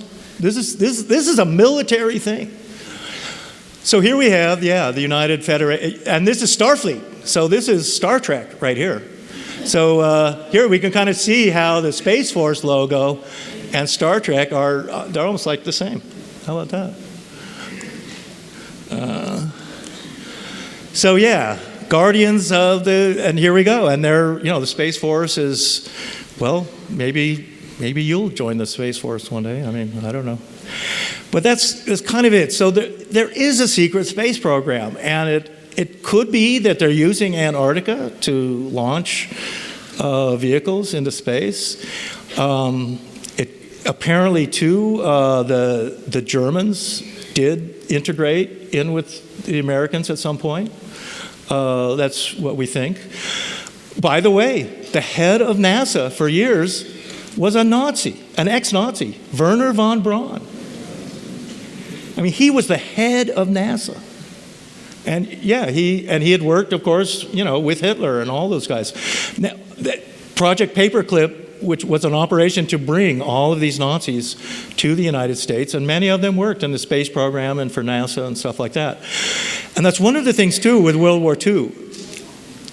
Only the United States really could bring these Nazi scientists, to work for them. In Britain, as an example, they wouldn't have that. The British wouldn't have allowed Nazi scientists to come and work in Britain. They just, the anger against Germany was just too high. Same thing in Russia. I mean, Nazi scientists did end up working in Russia, but they were prisoners, captured. The Germans did eventually release some of them. But yeah, so as these Germans integrated into our space program even, and they had to know a lot of what's going on here. So when you look at a lot of the things and certain UFO incidents anyway, when you look at them through this lens anyway, yeah, you get a different perspective. But I do want to say, again, as far as extraterrestrials go, this doesn't discount any of that. And Betty and Barney Hill and the Andreessen Fair and whatever gray aliens, the Skinwalker Ranch, whatever weirdness is going on. I mean, that's clearly something else. And there's no one solution or one thing to the UFO mystery. There's just so much. And I'm a believer in ancient UFOs, Vimanas and things like that. And I honestly believe that some UFOs might be ancient craft that are thousands of years old, but are still being used on planet Earth. And you have stories like Mount Shasta in Northern California. We've maybe all heard about that. When you go to Mount Shasta, they believe that Lemurians and Atlanteans are living inside Mount Shasta. They've got flying saucers and they're flying around. I mean, that's the whole mythos there. And when you go to Mount Shasta, you can kind of believe that, yeah, something's going on there. So we have all these things and different stories. So I try, I think of myself as an open-minded person. I'm a scientific person. I'm very much into Tesla. So all of this kind of secret flying saucer technology and stuff isn't that surprising to me. But anyway, there's no one answer to all this. But I feel that the man-made UFOs, I think there is something to this. I mean, and again, when you go to Europe, this is a big deal. And the Haunebu and all these craft, it's popular. And every year they make a movie, on this subject. So anyway, that is my presentation. Thank you very much.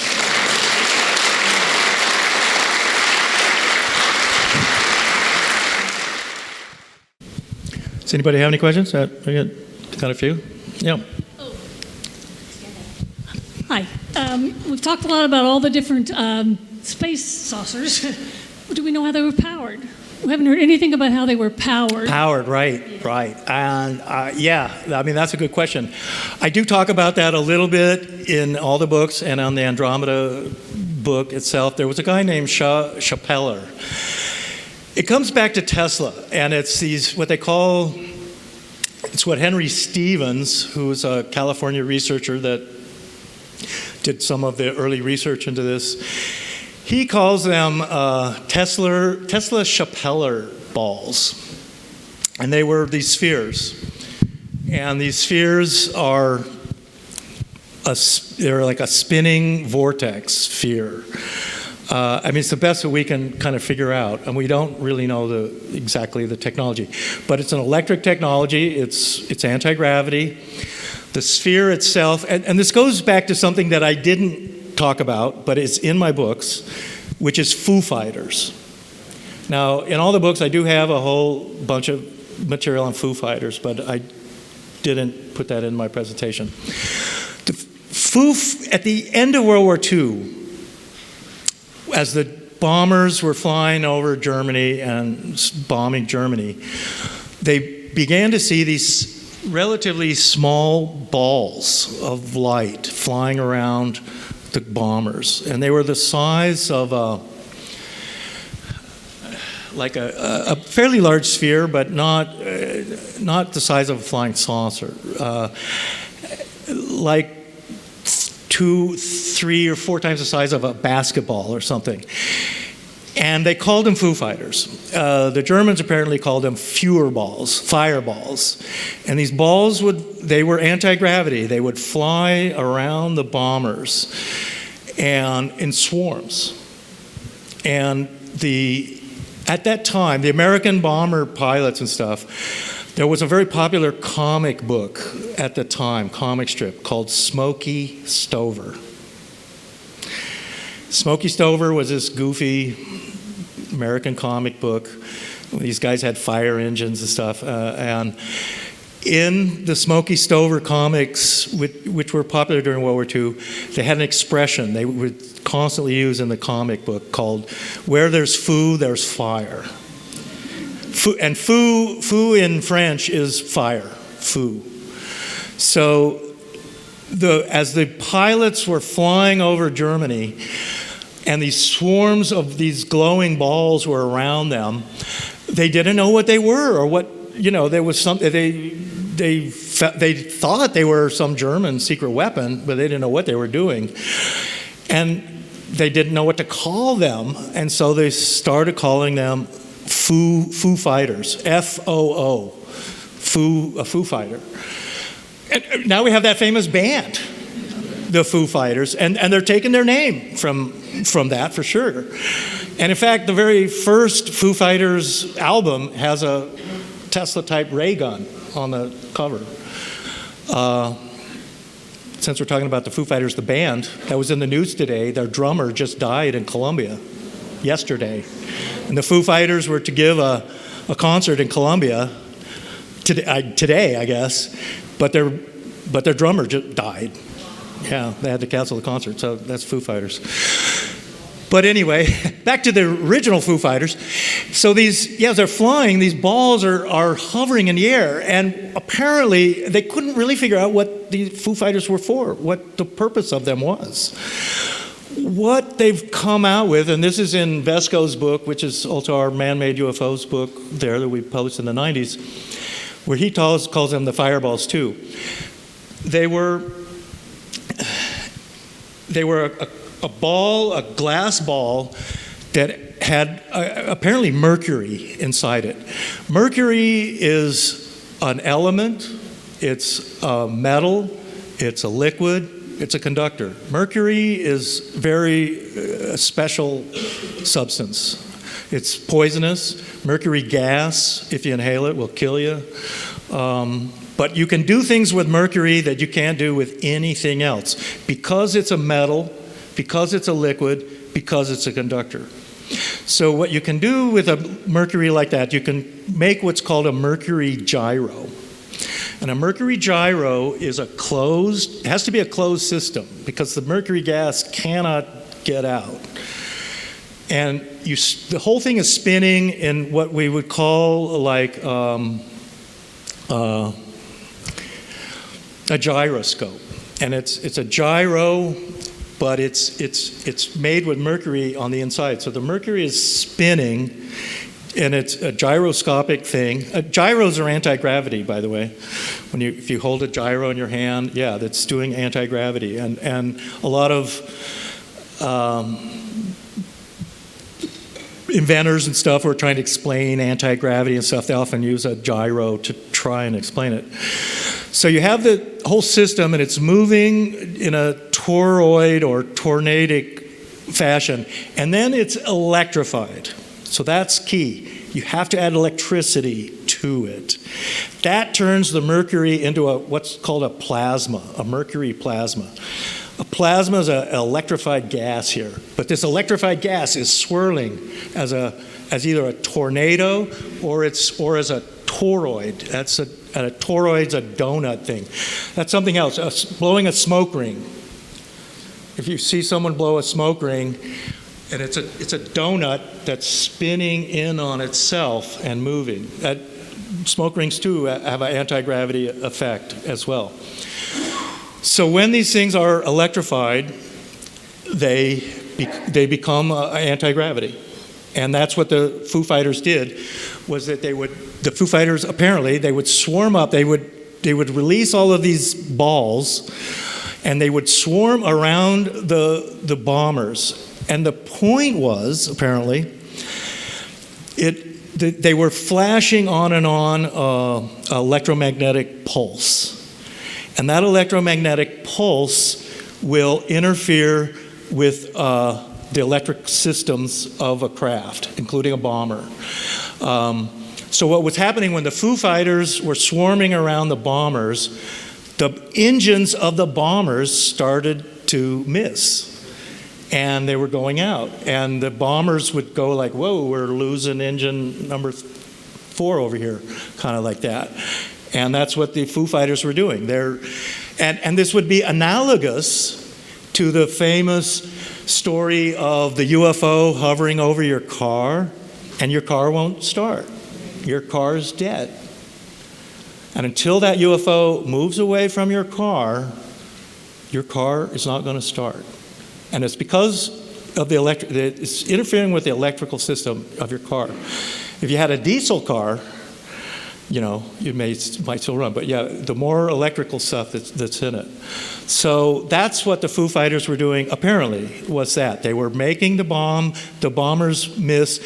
And as a result, what the bombers would do then, instead of making it to Dresden to drop their bombs, they would drop their bombs on some farmer's field in Germany and fly back to the base in Britain without having completed their mission.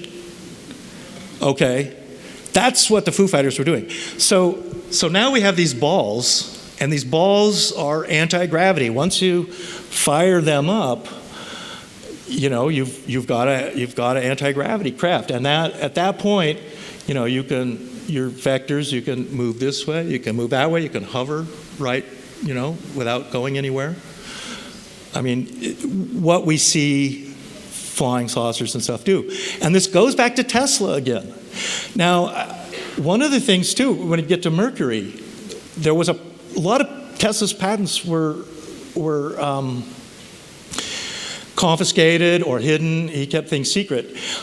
Princeton, just a few years ago, Princeton released a book about Tesla, and it had some patents in it that had never been seen before, and they were for one of his death rays.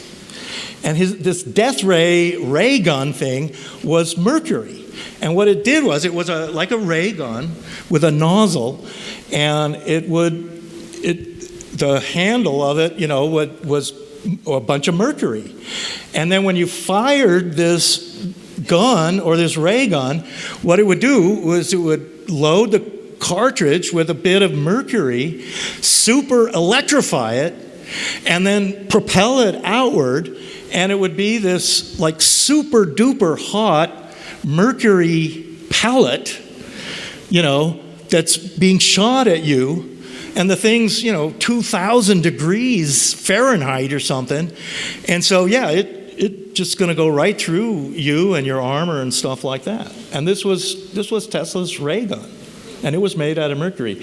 By the way, if you're ever going to make a trip to Area 51 in Nevada, you'll first go to Las Vegas, then you'll drive west out of Las Vegas on the interstate, and then you're going to see a sign to Area 51, and that sign will say Mercury. Mercury, Nevada. Mercury, Nevada is a town that's in Area 51. It's the town.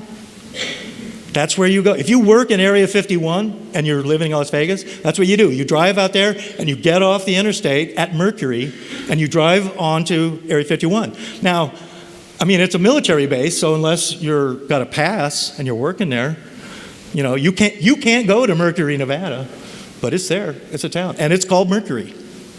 Is that curious? Another question here? Yeah.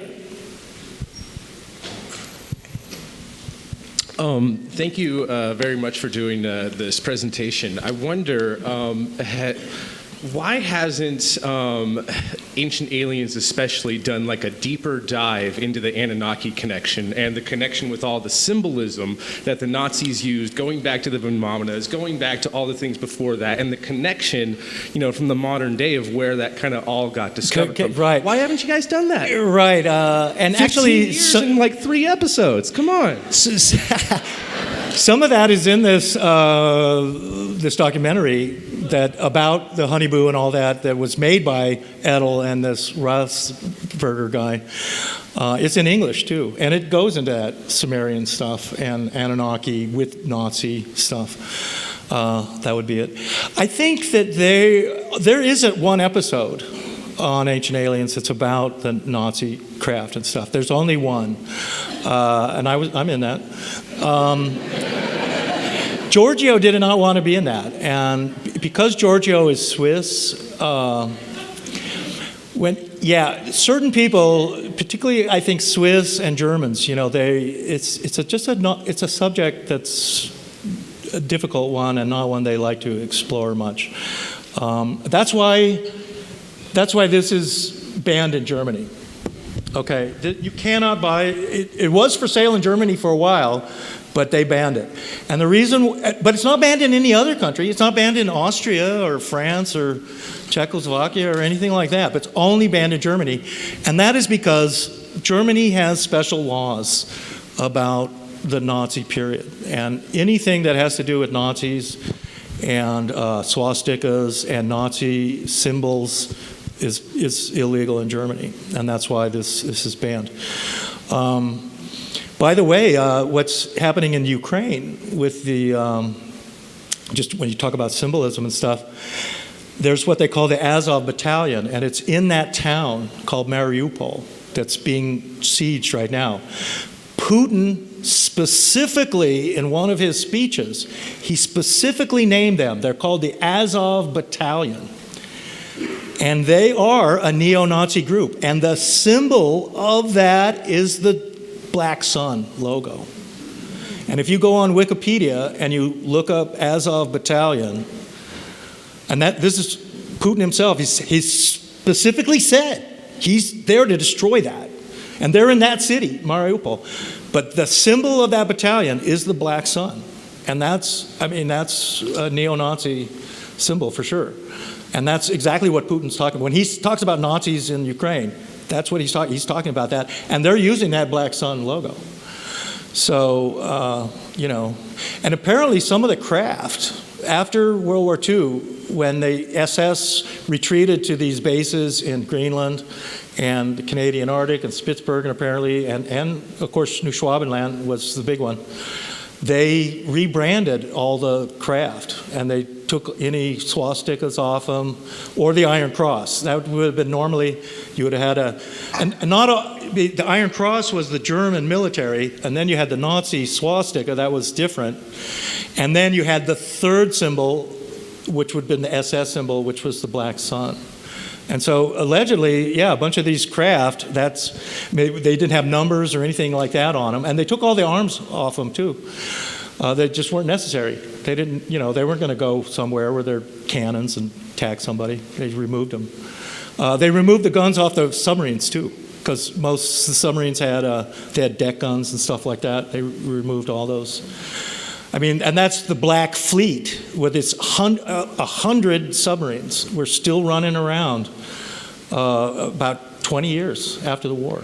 These submarines are still being used, and the CIA allegedly helped them use some of those submarines. And the CIA knew about the submarine base in the Canary Islands. And supposedly some of those submarines went to Florida and brought Germans secretly to Florida. So they weren't just dumping them on into Argentina. They were actually those submarines were bringing Germans to America too. Yes. The whole thing gets pretty complicated. Well, it's 5 minutes till 3. Do we got to get out of here? That's probably it, right? All right. One last question? Yeah? Hi, David. I wanted to ask you, going back to the Foo Fighters, have you ever heard anything or read anything about the pilots, suggesting that these orbs were actually conscious, that they seemed like conscious entities. And I also wanted to know, did any of the pilots who had any interaction at all and lived to tell about it, do we know, did they experience any changes, not just with the electrical system in their craft, but within themselves? Within themselves, okay, yeah, right. Did they have any spiritual awakenings? Yeah, that's an interesting idea. Here's what I would say. There's not much material about Foo Fighters or what any pilots ever thought. It's just not out there. There are news reports and newspaper articles about Foo Fighters, and it's about all we can really glean. I mean, I've got that particularly in the Andromeda book, I talk about Foo Fighters a lot. So I don't know whether any pilots felt that they were conscious things. The Foo Fighters would do things like follow the aircraft. I mean, they moved around in ways that gave them a sort of intelligence, like they were being controlled or something like that. And they would follow the bombers around and stuff. What pilots thought about them? Yeah, I'm just unaware of any pilot really talking about them. But that may well be the case, that they had some conscious, that may well happen. I don't know. All right. One last thing. One last question. All right. Hi, David. Thank you for your presentation. It was amazing. Real quick, that tower on the moon, that should make worldwide news and be shown all until it's proved. What is it? We can obviously fly it. Can it be seen by telescopes? Number one. And the other, is that the reason we call the moon the man in the moon? You know, we're doing a book actually right now about the moon's galactic history, and it's all about the moon being occupied and all that, going back, thousands of years and all this stuff. And one of the interesting things that's in there, they talk about the man on the moon and how there's a few people, astronomers, who have said they're erasing the man on the moon and they're changing the face of the moon, and you can't see the man on the moon that well anymore. I mean, I don't know, but I thought that was an interesting idea. It's like, because all these vehicles are on the moon and they're mining and they're scraping the moon, and that's an interesting thing. Where one guy is saying, "Oh, they're changing the face of the moon," and they're destroying the man on the moon. By the way, in Asia, it's a rabbit on the moon. And yeah, when you're in China and Japan and stuff, when you look up the moon, what you see is a rabbit. You see that? All right, well, that's it, everybody. Thank you. Thanks for coming. Thanks to Phoenix MUFON. You guys are great. Thanks for